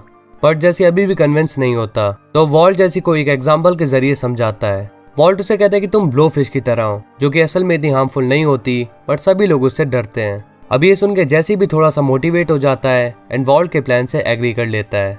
फिर नेक्स्ट सीन में हम देखते हैं हैंक और उसकी टीम को। वो सभी लोग एक खबरी के पास आए होते हैं किसी केस से रिलेटेड इन्फॉर्मेशन लेने के लिए। यहाँ पे वो आदमी कई सारी फालतू बातें कर रहा होता है जिससे कि टाइम वेस्ट हो रहा था। सो हैंक उस आदमी से अपने तरीके से इन्फॉर्मेशन निकलवाने की कोशिश करता है लेकिन वो फेल हो जाता है। इसके बाद वो खबरी हैंक से बोलता है कि मेरे नाम का मतलब है टर्टल, मैं अपना टाइम लेता हूँ एंड हमेशा जीतता हूँ। नेक्स्ट सीन में हम मैरी और स्काइलर की एक छोटी सी कन्वर्सेशन देखते हैं जिसमें स्काइलर मैरी से हैंक के बारे में पूछती है एंड मैरी उसे बताती है कि हैंक अभी एक इम्पोर्टेंट केस में बिजी है। फिर स्काइलर बताती है कि मुझे अब जॉब मिल गई है एंड मैं जॉब करने वाली हूँ। इससे मैरी बिल्कुल भी खुश नहीं थी बिकॉज स्काइलर प्रेग्नेंट है एंड मैरी नहीं चाहती कि स्काइलर इस कंडीशन में काम करे। जब मैरी उससे पूछती कि वो कहाँ पे जॉब करने वाली है तो स्काइलर बताती है टेड की कंपनी में। ये नाम सुनकर मैरी डिसअपॉइंट हो जाती है। वो कहती कि प्रीवियसली उसने तुम्हें सेक्सुअली हरास करने की कोशिश की थी, सो तुम फिर से उस आदमी के पास कैसे जा सकती हो। इस पर स्काइलर बताती कि वो उस टाइम पे ड्रंक था एंड वो इस बारे में काफी शर्मिंदा भी है। अगेन मैरी स्काइलर से कहती है कि तुम ये कभी मत भूलना कि तुम्हें सपोर्ट करने के लिए हम हमेशा तुम्हारे साथ हैं। फिर हम देखते हैं कि वॉल्ट और वॉल्ट जूनियर ब्रेकफास्ट कर रहे होते हैं एंड तभी वॉल्ट को पता चलता है कि स्काइलर जॉब पे जा रही है। वो उसे कहता है कि तुम्हें जॉब करने की कोई जरूरत नहीं है एंड इस कंडीशन में काम करना बिल्कुल भी सही नहीं है। तो स्काइलर वॉल्ट से कहती है कि ये बस एक अकाउंटेंट की जॉब है एंड उसे सारा दिन बैठकर काम करना है। वॉल्ट कहता है कि तुमने पहले इस जॉब को केमिकल्स की वजह से क्विट किया था, तो तुम फिर से ये जॉब क्यों कर रही हो। स्काइलर वॉल्ट को बताती है कि वहां से अब केमिकल्स हटा दिए गए हैं एंड वो लोग अब केमिकल यूज नहीं करते और इतना कहकर स्काइलर जॉब के लिए निकल जाती है। फिर हम देखते हैं जेसी को। वो अपने घर से बाहर निकलता है एंड वहीं पे वो जेन को ड्राइंग करते हुए देखता है। जैसी जेन को बताते हैं कि वो टीवी को मिस कर रहा है और साथ ही वो जेन की ड्राइंग की तारीफ भी करता है। जेन उसे बताती है कि उसे एक टैटू आर्टिस्ट बनना है। तो जैसी उसे कहता है कि मैंने पहला ऐसा इंसान देखा जिसे टैटू आर्टिस्ट बनना है और उसने अपने ऊपर एक भी टैटू नहीं बनवाया। इन दोनों की बात चली रही होती है, तभी स्ट्रीट पर एक बाइकर आता है एंड वो कहता है कि तुम ही वो पिंक मैन हो ना जिसके बारे में सभी बात कर रहे हैं। ये बोल के वो यहाँ से निकल जाता है। अब जेन जैसी से पूछती है कि तो तुम्हारा रियल नेम पिंक मैन है। तो अब जैसे की पोल खुल चुकी थी, इसीलिए वो यहाँ से 9-2-11 हो जाता है। नेक्स्ट सीन में हम देखते हैं हैंक और उसके न्यू कलीग्स को। ये लोग उस प्लेस पर नजर रख रहे होते हैं जहाँ पे ड्रग कार्टेल आने वाला है। वहीं हम देखते हैं कि न्यू कलीग्स को हैंक पसंद नहीं आ रहा होता, इसलिए वो उसे अपनी लैंग्वेज में टीज कर रहे होते हैं। तभी हैंक को वो खबरी दिखता है और जब वो उसे अच्छे से देखता है तो उसे दिखता है कि ड्रग कार्टेल वालों ने उसका सर काटकर एक टर्टल पर भेजा था। ये देखकर हैंक बहुत ही ज्यादा डर जाता है। अब हैंक को डरा हुआ देखकर वो सभी लोग हैंक पर हंसते हैं। तभी वहाँ एक ब्लास्ट होता है जिसमें टर्टल के पास खड़े लोग बुरी तरह इंजर्ड हो जाते हैं। नेक्स्ट सीन में हम देखते हैं कि जैसे अपने 3 दोस्तों को जो कि अभी उसके लिए मैच सेल कर रहे हैं, उनको वॉल्ट का प्लान समझाता है। वो कहता है कि हमें कुछ फुट वर्कर्स चाहिए होंगे जो कि तुम्हारे नीचे काम करें, क्योंकि हम अपनी टेरिटरी को एक्सपेंड कर रहे हैं। वो तीनों जैसी की बात समझ जाते हैं। फिर जैसी वॉल्ट के पास आता है और उसे कहता है कि मैंने उन तीनों को सब कुछ समझा दिया है और अब हम और भी ज्यादा प्रॉफिट कमाने वाले हैं। तभी वॉल्ट कहता है कि सिर्फ टेरिटरी एक्सपेंड करना काफी नहीं रहेगा, हमें प्रोडक्ट का प्राइस भी बढ़ाना होगा। फिर हम स्काइलर को उसकी ऑफिस डेस्क अरेंज करते हुए देखते हैं। तभी वहाँ पे टेड आता है एंड वो स्काइलर को वेलकम करता है। साथ ही वो स्काइलर से कहता है कि मुझे तुम्हारे साथ पहले की तरह लंच करने में खुशी होगी। फिर हम जैसी को देखते हैं जो कि अपने घर पे होता है। वो टीवी के स्टार्ट होने का वेट कर रहा होता है क्योंकि उसमें सिग्नल्स नहीं आ रहे होते हैं। फिर वो जेन के पीछे हाउस के बैक साइड आ जाता है और वो जेन को सब कुछ बता देता है। फिर वो जेन से कहता है कि अब शायद तुम मुझे इस घर से ना निकालो। जैसी जेन से पूछता है कि मैं एक नई किक एस स्क्रीन लाया हूँ, क्या तुम देखने चलोगी। फिर नेक्स्ट सीन में जेन जैसी के साथ उसके घर पर टीवी के सामने बैठी होती है एंड क्योंकि टीवी नहीं चल रहा होता तो ये जैसी के लिए थोड़ा सा ऑकवर्ड होता है। तभी जेन जैसी का हाथ पकड़ लेती है एंड फिर वो दोनों क्या करते हैं वो हम नेक्स्ट एपिसोड में देखेंगे। What's up guys, welcome back to our channel. और आज के वीडियो में हम बात करने वाले हैं Breaking Bad season 2 episode number 8 के बारे में। इससे पहले हम एपिसोड नंबर 1 से लेकर 7 तक डिटेल में कवर कर चुके हैं। अगर आपने उन्हें अभी तक नहीं देखा है तो प्लेलिस्ट बन के रेडी है, जाके एंजॉय कर सकते हैं। सो विदाउट वेस्टिंग और time any more, let's start explanation of episode number 8। Episode 8 की स्टार्टिंग में हम बैजर को एक स्ट्रीट पे देखते हैं। तभी वहाँ पे एक बंदा आके उससे पूछता है कि क्या वो मैच सेल कर रहा है। इस पे बैजर कहता है कि मुझे नहीं पता कि तुम किस बारे में बात कर रहे हो। जब वो बंदा बैजर को ज्यादा फोर्स करता है तो बैजर उससे कहता है कि क्या तुमने मुझे पागल समझ रखा है। यहाँ चारों तरफ पुलिस की वैन्स है और पुलिस भी यहाँ पे मौजूद है और मैं जानता हूँ कि तुम भी पुलिस के आदमी हो। फिर वो आदमी कहता है कि मैं कोई कॉप नहीं हूँ एंड वो अपनी शर्ट ऊपर करके उसे दिखाता है कि उसने कोई माइक या फिर वायर नहीं पहन रखा। इसके बाद बैजर उस बंदे से थोड़ी और बातचीत करता है और उसे मैच दे देता है, लेकिन तभी वो बंदा गन निकाल कर बैजर को बर्स्ट कर देता है। नेक्स्ट सीन जैसे कि घर का होता है जहाँ टीवी पर लॉयर सॉल गुडमैन का एड चल रहा था। जेन भी जैसी के साथ यहाँ पे होती है। जैसी उसे पूछता है कि क्या वो कुछ स्मोक करना चाहती है, लेकिन जेन उसे मना कर देती है। वो कहती है कि तुम्हें भी यहाँ पे स्मोक नहीं करना चाहिए बिकॉज अगर मेरे डैड को पता चला तो वो तुम्हें घर से निकाल देंगे। फिर जेन उसे कॉइन देती है एंड बताती है कि पहले वो भी एक मैथ हेड थी बट अब वो 18 मंथ से रिकवरी पर है। फिर जैसे उसे डिनर के लिए भी पूछता है लेकिन जेन कोई जवाब नहीं देती। नेक्स्ट सीन में हम वॉल्ट और स्काइलर को देखते हैं जहाँ पे स्काइलर वॉल्ट को घर के कुछ काम बताती है। इस पे वॉल्ट उसे कहता है कि आज सैटरडे है एंड आज के दिन हॉलीडे होता है तो तुम ऑफिस क्यों जा रही हो। स्काइलर कहती है कि काम ज्यादा होने की वजह से आज हॉलीडे नहीं है। इतना कह के वो ऑफिस के लिए निकल जाती है। तभी मैरी का कॉल आता है जिसे वॉल्ट पिकअप करता है। वो नोटिस करता है कि मैरी बहुत ही ज्यादा डरी हुई है, इसीलिए वो उसके घर चला जाता है। यहाँ पे मैरी उसे बताती है कि हैंक अचानक कल घर पे वापस आ गया और गोमेज ने उसे बताया कि कल क्राइम सीन पर हैंक के सामने एक आदमी मारा गया और कई कॉपर्स बुरी तरह इंजर्ड भी हुए। मैरी बताती है कि हैंक की तबीयत मुझे बिल्कुल भी ठीक नहीं लग रही है बट वो यही कह रहा है कि वो बिल्कुल ठीक है। इसके बाद वो हैंक के रूम में जाके उसे थोड़ी देर बात करता है। वॉल्ट उससे कहता है कि तुम मुझसे बात कर सकते हो। हैंक उसे बताता है कि मेरे ऑफिसर्स और को-वर्कर्स को ये लगता है कि मैं उन ड्रग कार्टेल वालों से मिला हुआ हूँ। फिर वॉल्ट उससे कहता है कि तुम्हें इस बारे में किसी से बात करनी चाहिए। हैंक वॉल्ट से बोलता है कि मैं आखिर तुमसे क्या बात करूँ, देखा जाए तो हम दोनों में कोई सिमिलरिटी नहीं है। जो काम तुम करते हो और जो काम मैं करता हूँ वो बिल्कुल अलग है, इसीलिए तुम मेरी बातें नहीं समझ पाओगे। वॉल्ट कहता है कि यकीन मानो मैं समझ जाऊंगा। वो कहता है कि मैंने अपनी पूरी लाइफ डर में गुजारी है। मैं रातों को ठीक से सो नहीं पाता था बट कैंसर होने के बाद से मैं अच्छे से सो पा रहा हूँ। वो कहता है कि तुम्हें ऐसे डर कर नहीं बैठना चाहिए और फिर से काम पर जाकर उन गवारों को सबक सिखाना चाहिए।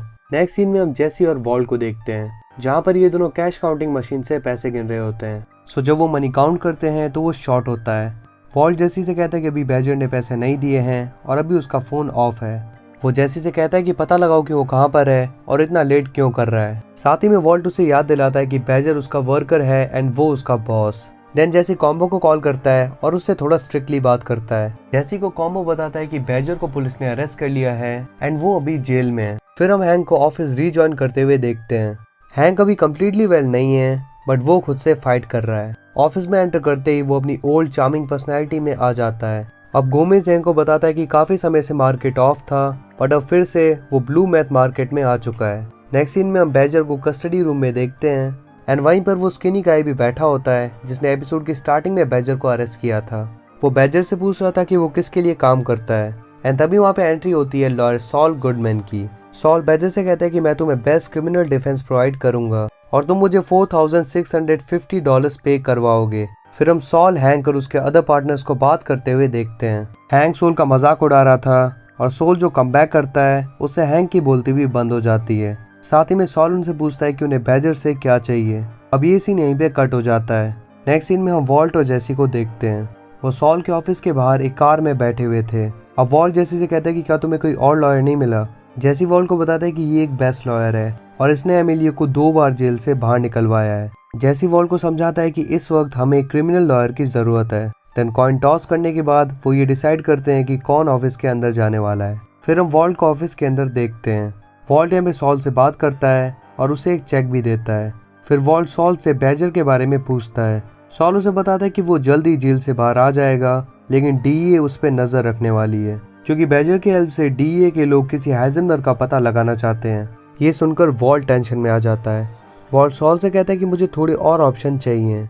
तो सॉल उसे बताता है कि अगर बैजर अपने सप्लायर के बारे में बता दे तो वो उसे जल्दी छोड़ देंगे, नहीं तो वो उनकी कस्टडी में थोड़ी और टाइम तक रहने वाला है। वॉल्ट कहता है कि मुझे सेकंड डील ज़्यादा अच्छी लग रही है क्योंकि अगर बैजर ने डीए को हाइजेनबर्ग के बारे में कुछ बताया तो वो उसे मार भी सकते हैं। वॉल्ट सॉल को $10,000 भी ऑफर करता है ताकि वो सेकंड डील ले ले, बट सॉल उसे मना कर देता है। वो कहता है कि मैं ब्राइब एक्सेप्ट नहीं करता। इसके बाद वॉल्ट वापस से कार में आ जाता है और यहाँ पे आकर वो जेसी को सारी बातें बताता है। फिर जेसी उसे पूछता है कि अब वो क्या करने वाला है। अब नेक्स्ट सीन में हम देखते हैं कि वॉल्ट और जेसी मिलकर सोल को किडनैप कर लेते हैं। वो उसे किडनैप करके डेजर्ट के बीच में ले जाते हैं और सोल को एक ग्रेव के पास बैठाकर उस पर गन पॉइंट कर देते हैं। इससे सॉल बहुत ही ज़्यादा डर जाता है। सॉल उनसे पूछता है कि आखिर वो उनके लिए क्या कर सकता है। जेसी उसे कहता है कि तुमने हमारे एसोसिएट के ऑफर को मना किया। सोल उनसे कहता है कि मैं स्ट्रेंजर से ब्राइब नहीं लेता सेफ्टी के लिए। जेसी उसे कहता है कि तुम्हें बैजर को प्रोटेक्ट करना होगा और साथ ही इस बात का भी ध्यान रखना होगा कि डीए को कोई इन्फॉर्मेशन ना मिले। अब सॉल उनसे कहता है कि क्यों ना तुम बैजर को जेल में ही मरवा दो। इस पर जेसी स्ट्रिक्टली इनकार कर देता है। अब वॉल्ट यहाँ पर खांसना स्टार्ट कर देता है जिससे कि सॉल उसे रिकॉग्नाइज कर लेता है। सॉल उसे अपना मास्क हटाने के लिए कहता है और बोलता है कि फ्रेश एयर ब्रीथ करो। अब सॉल उनसे कहता है कि हम तीनों मिलकर इस सिचुएशन से निपट सकते हैं और पहले तुम मेरे पॉकेट में $1 रखो जिससे ये ऑफिशियल हो जाए और हमारी बातें सिर्फ हमारे बीच में रहेंगी। फिर सॉल उनसे कहता है कि तुम में से किसी एक को तो जेल जाना होगा। नेक्स्ट सीन में हम डीए ऑफिस में Saul, Badger, Hank and other agents को देखते हैं जहाँ पे बैजर डीए की डील एक्सेप्ट कर लेता है और उन्हें हाइजेनबर्ग के बारे में बताता है।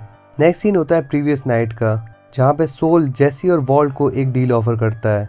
वो उन दोनों को बताता है कि उसके पास लिस्ट ऑफ मेंस हैं जो कि पैसे लेकर उनके लिए जेल जा सकते हैं, लेकिन जो जेल जाएगा उसे $80,000 और 1 पाउंड मैथ देना होगा एंड अगर उन्हें डील एक्सपेंसिव लग रही है तो उन्हें बैजर को मरवाना होगा।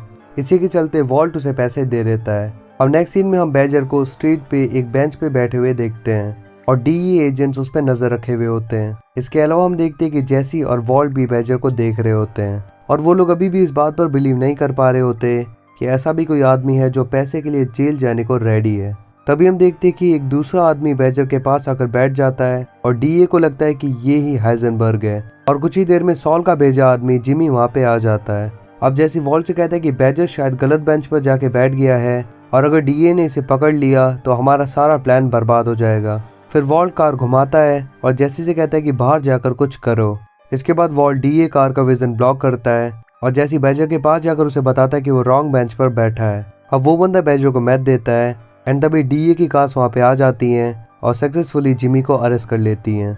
अब जैसे अपने घर पे वापस आ जाता है और वो देखते हैं कि उसका बेड आ चुका है। तभी यहाँ पर जैन आती है और बताती है कि उसी ने बेड की डिलीवरी ली थी। इसके बाद हम वॉल्ट को स्कूल में देखते हैं एंड तभी यहाँ पर सॉल गुडमैन आ जाता है, जिसे देखकर वॉल्ट बहुत ही ज़्यादा घबरा जाता है। सॉल कहता है कि तुम्हें ट्रैक करना आसान नहीं था। वॉल्ट उसे पूछता है क्या तुम मुझे ब्लैकमेल कर रहे हो।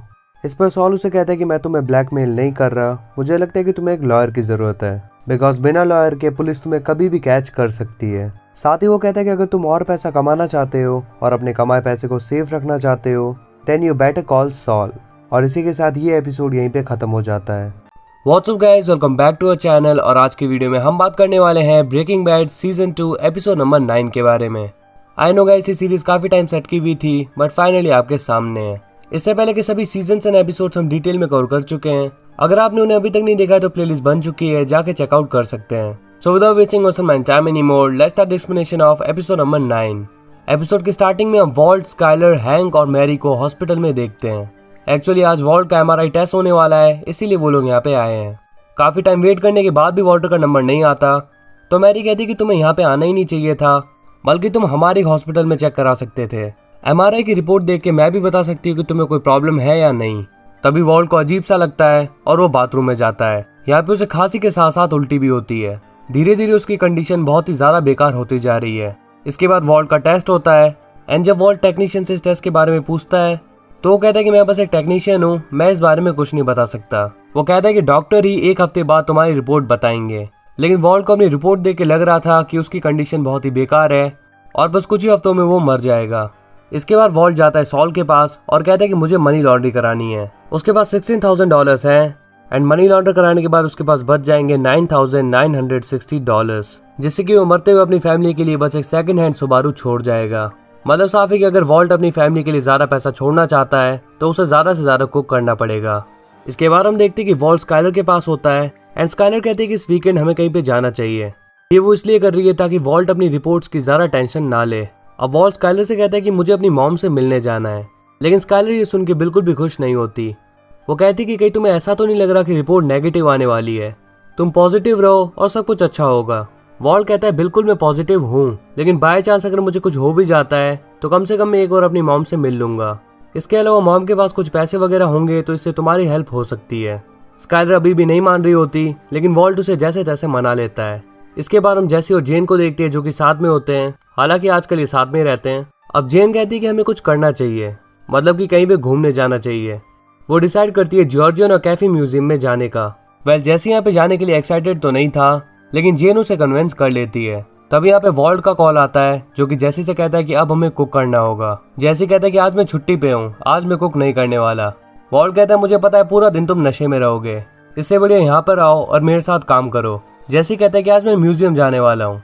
तो वॉल्ट कहता है कि हमारा मैथलिन खराब हो रहा है, इसीलिए हमें फटाक से कुकिंग करनी पड़ेगी। अब अगर जेसी नहीं जाता है तो डेफिनेटली मैथलिन खराब हो जाएगा, इसीलिए वो डिसाइड करता है म्यूजियम का प्लान स्किप करके यहाँ पे जाने की। फिर हम देखते हैं कि स्काइलर वॉल्ट को छोड़ने आई होती है और वॉल्ट अपनी मॉम के यहाँ निकल जाता है। लेकिन स्काइलर के यहाँ से जाते ही वॉल्ट वापस से बाहर आ जाता है और तभी यहाँ पे जेसी पहुंचता है आरवी लेके। वॉल्ट आरवी के अंदर जाता है और उसके बाद वो निकल जाते हैं डेजर्ट की तरफ। अब थोड़ी देर ड्राइव करने के बाद वो अपनी वर्क प्लेस पे पहुंच जाते हैं और यहाँ पे वॉल्ट देखता है कि जेसी अपने साथ काफी ज्यादा अनहेल्दी फूड लाया था। तभी जेसी वॉल्ट से कहता है कि उसे कॉल करना है। एक्चुअली उसके फोन में सिग्नल नहीं आ रहे बट वॉल्ट के फोन में आ रहे हैं। वॉल्टर को पता है कि वो जेन को कॉल करने वाला है, इसीलिए वो उसे फोन नहीं देता। वो कहता है कि मैं तुम्हें फोन नहीं दे सकता बिकॉज मेरी वाइफ चेक करती है और अगर उसे पता चलेगा कि मैं एक लड़की से बात कर रहा हूँ तो वो मेरी हालत खराब कर देगी।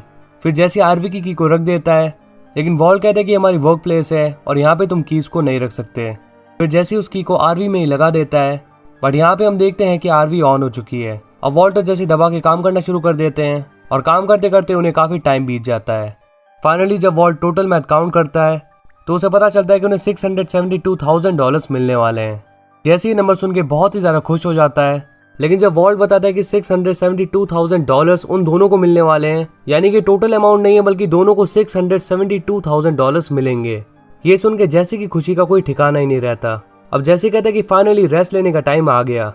तो वॉल्ट कहता है कि अभी भी 10 से 12 गैलन मैथोलिन बचा हुआ है, पहले हम इसे कुक करेंगे और उसके बाद चलेंगे। अब जेसी कहते हैं कि हम काफी टाइम से मैथ बना रहे हैं और इससे डेफिनेटली हम दोनों ही काफी ज्यादा थक चुके हैं, तो हम बस आज रात का ब्रेक लेते हैं और इसके बाद कल फिर से आ जाएंगे काम पे। वॉल्ट उसकी बात मान लेता है और वो लोग जब आरवी स्टार्ट कर रहे होते हैं तो आरवी स्टार्ट नहीं होती। फिर वॉल्ट कहते हैं कि अब ये मत कहना कि तुमने की को वापस से आरवी में लगा दिया था। जैसे कहते हैं कि हाँ मैंने इसे यहाँ पे लगा दिया था, लेकिन मैं अच्छे से जानता हूँ कि आरवी ऑफ थी। इससे फ्रस्ट्रेट होकर वॉल्ट उसे बुरी तरह डांट देता है। अब वो लोग जनरेटर के थ्रू इलेक्ट्रिसिटी प्रोड्यूस करने की ट्राई करते हैं, बट ये आइडिया बुरी तरह फ्लॉप हो जाता है और जनरेटर में आग लग जाती है। वॉल्ट फायर एक्सटिंग्विशर लेने के लिए जाता है, लेकिन समझदार जैसी बचा कुचा पानी उस पर डाल देता है। मतलब कि अब उनके पास पीने के लिए पानी भी नहीं है। दैट्स व्हाट कॉल गरीबी में आटा गीला। अब जैसे सिग्नल ढूंढने की ट्राई कर रहा होता है, लेकिन उसके फोन में सिग्नल नहीं आ रहा था, तो वॉल्ट से उसका फोन मांगता है और कहता है कि मैं स्किनी को कॉल लगाने वाला हूँ। वो स्किनी को कॉल लगा के अपनी लोकेशन बताता है और जल्द से जल्द यहाँ पे आने के लिए कहता है। साथ ही वो उससे पानी लाने के लिए भी कहता है। अब हम देखते हैं कि रात हो चुकी है और अभी तक स्किनी यहाँ पे नहीं आया। यहाँ पे जैसे वॉल्ट से बात कर रहा होता है एक आदमी के बारे में जो कि डिस्कवरी चैनल पे आता है। वो आदमी खुद को डेंजरस सिचुएशन में फंसा लेता है और प्यास लगने पर अपना यूरिन भी पी जाता है। जी हाँ, वो बेयर ग्रिल्स की बात कर रहा है।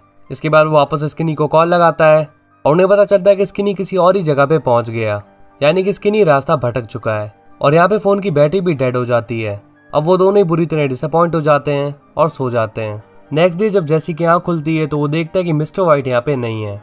वो जब नीचे जाके देखता है तो वॉल्ट जनरेटर को चार्ज करने की ट्राई कर रहा होता है। जैसे वॉल्ट से कहता है कि तुम्हें लगता है कि ये काम करेगा। वॉल्ट कहता है इसे काम करना पड़ेगा। जैसे देखता है कि वॉल्ट काफी ज्यादा थक चुका है तो वो कहता है कि लाओ मैं ट्राई करता हूँ। अब जैसे काफी टाइम तक ये करता रहता है एंड थोड़ी देर बाद वॉल्ट की हालत खराब होने लगती है। जैसे उसके पास जाता है और वो समझ जाता है कि मैथलीन तो खराब होने ही नहीं वाला था। वो समझ जाता है कि वॉल्ट की हालत खराब है और उसके पास ज़्यादा टाइम नहीं है, इसीलिए वो चाहता है कि मरने से पहले वो अपनी फैमिली के लिए ढेर सारा पैसा छोड़ जाए। अब उन्हें जनरेटर को चार्ज करते करते काफ़ी टाइम हो जाता है और फाइनली वो ट्राई करते हैं आरवी को स्टार्ट करने का, लेकिन बुरी तरह फेल हो जाते हैं। फेल होने के बाद वो दोनों वहीं पे लेट जाते हैं और अब यहाँ पे जैसे डिसाइड करता है कि वो पैदल ही जाने वाला है हेल्प लाने के लिए। लेकिन वॉल्ट उसे अपनी साइंटिफिक भाषा में समझाता है कि उसे बाहर नहीं जाना चाहिए, क्योंकि 1 घंटा चलने के बाद ही उसकी मौत हो जाएगी, क्योंकि ना तो उन्होंने पानी पिया है और ना ही कुछ खाया है। अब यहाँ पे जैसे फ्रस्ट्रेट हो जाता है और वॉल्ट से कहता है कि तुम कुछ बनाते क्यों नहीं, तुम बहुत ज़्यादा स्मार्ट हो और कुछ भी बना सकते हो, चाहे कुछ भी करो, रोबोट बनाओ, बैटरी बनाओ, पर हमें यहाँ से बाहर निकालो। तभी एकदम से वॉल्ट के दिमाग में आता है कि वो बैटरी बना सकता है।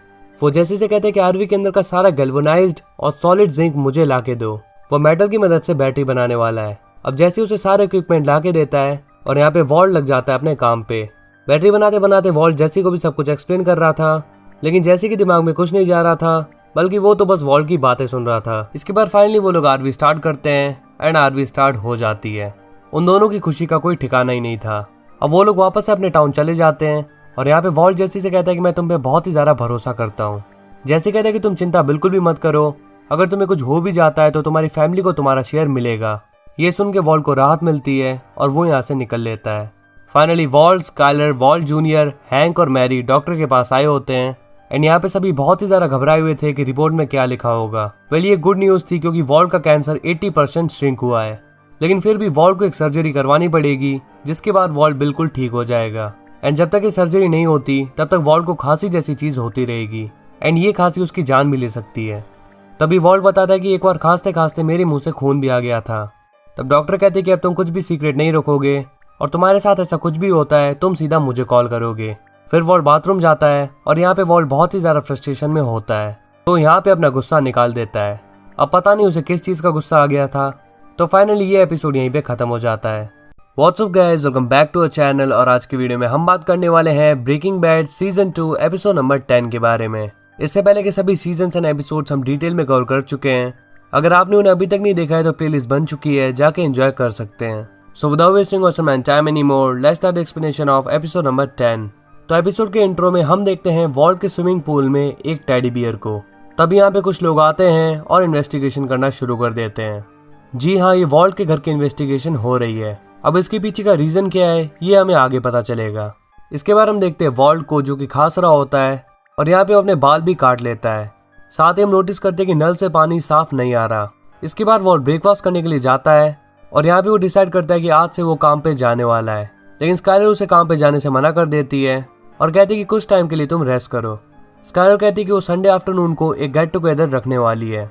वैसे वॉल्ट को पार्टी वगैरह में कोई इंटरेस्ट नहीं है, लेकिन वो स्काइलर की बात नहीं टालता। फिर स्काइलर वॉल्ट को बेड पे लेटाती है और कहती है कि तुम कुछ भी नहीं करोगे, मतलब कि बस रेस्ट करोगे।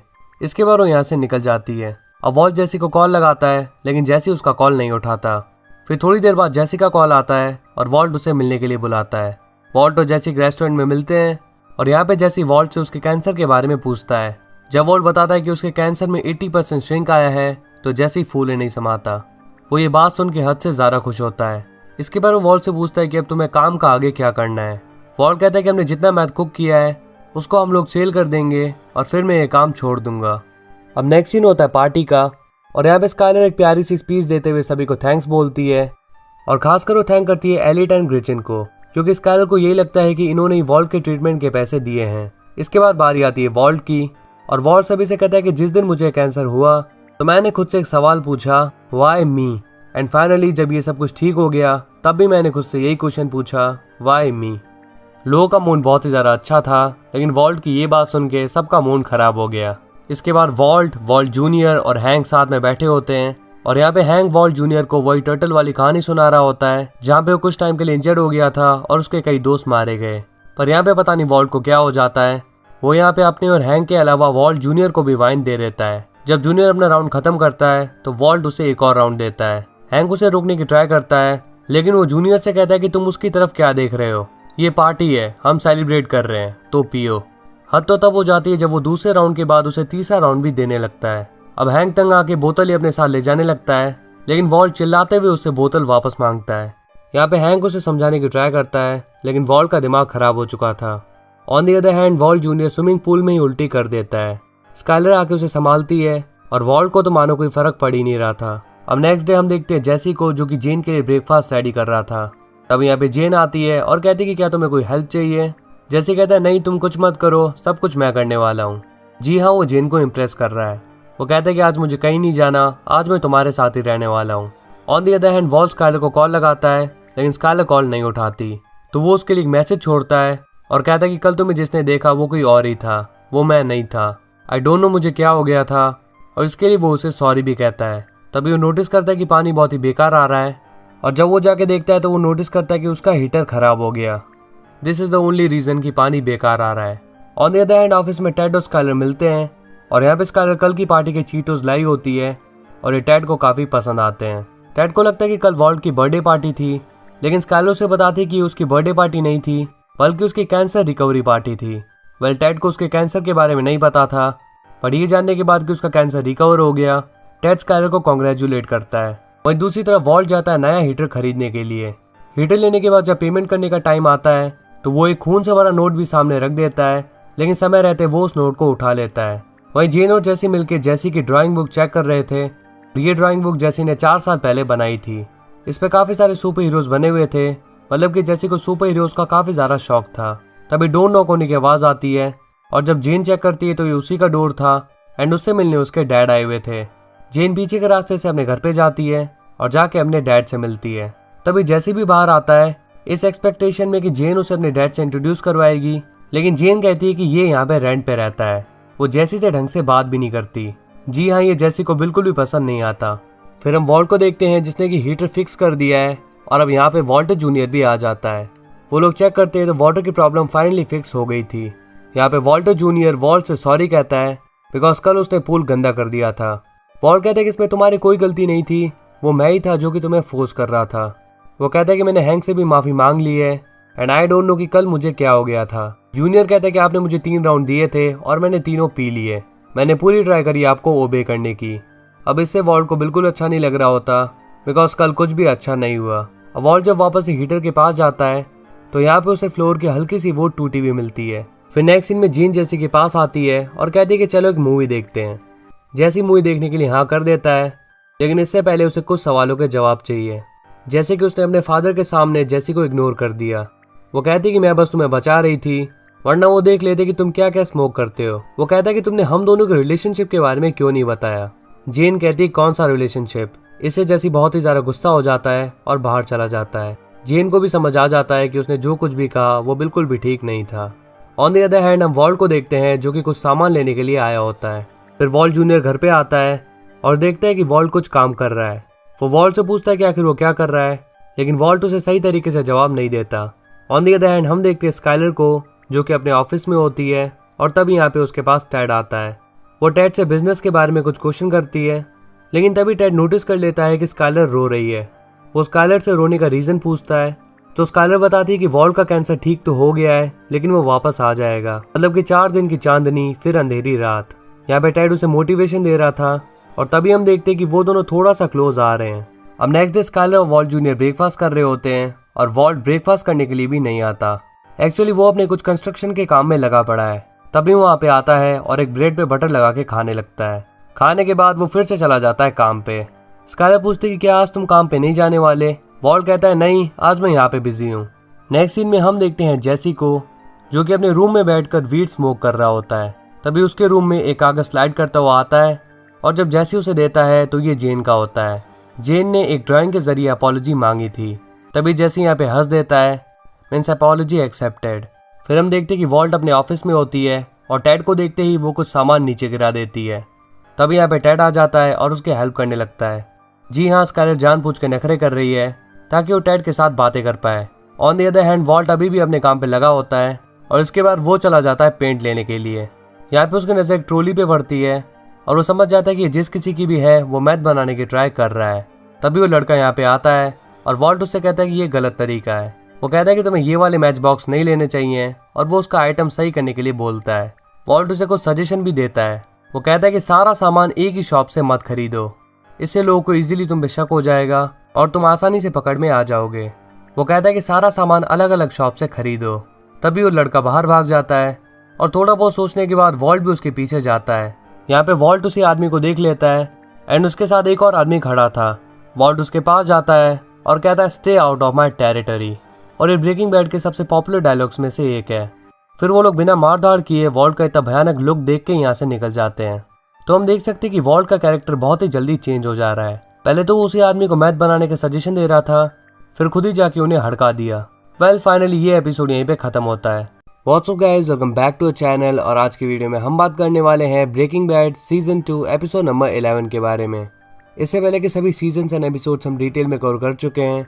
अगर आपने उन्हें अभी तक नहीं देखा है तो प्लेलिस्ट बन चुकी है, जाके एंजॉय कर सकते हैं। So without wasting of time any more, let's start the explanation of episode number 11। Episode की स्टार्टिंग में हम देखते हैं जेसी के फ्रेंड कॉम्बो को। तभी 2 लोग यहाँ पे आते हैं और कॉम्बो को लगता है कि ये लोग मैथ परचेज करने आए हैं, लेकिन ऐसा कुछ भी नहीं होता। वो बस उसे घूर रहे होते हैं। अब कॉम्बो उन्हें अपनी गन दिखाता है और डरा के यहाँ से भगा देता है, लेकिन ये सिर्फ कॉम्बो को लग रहा था। वो लोग कॉम्बो से थोड़ी दूरी पे खड़े हो गए थे और वो कॉम्बो को ही घूर रहे थे। इससे डेफिनेटली कॉम्बो डर जाता है और अपने फ्रेंड को कॉल करने लगता है।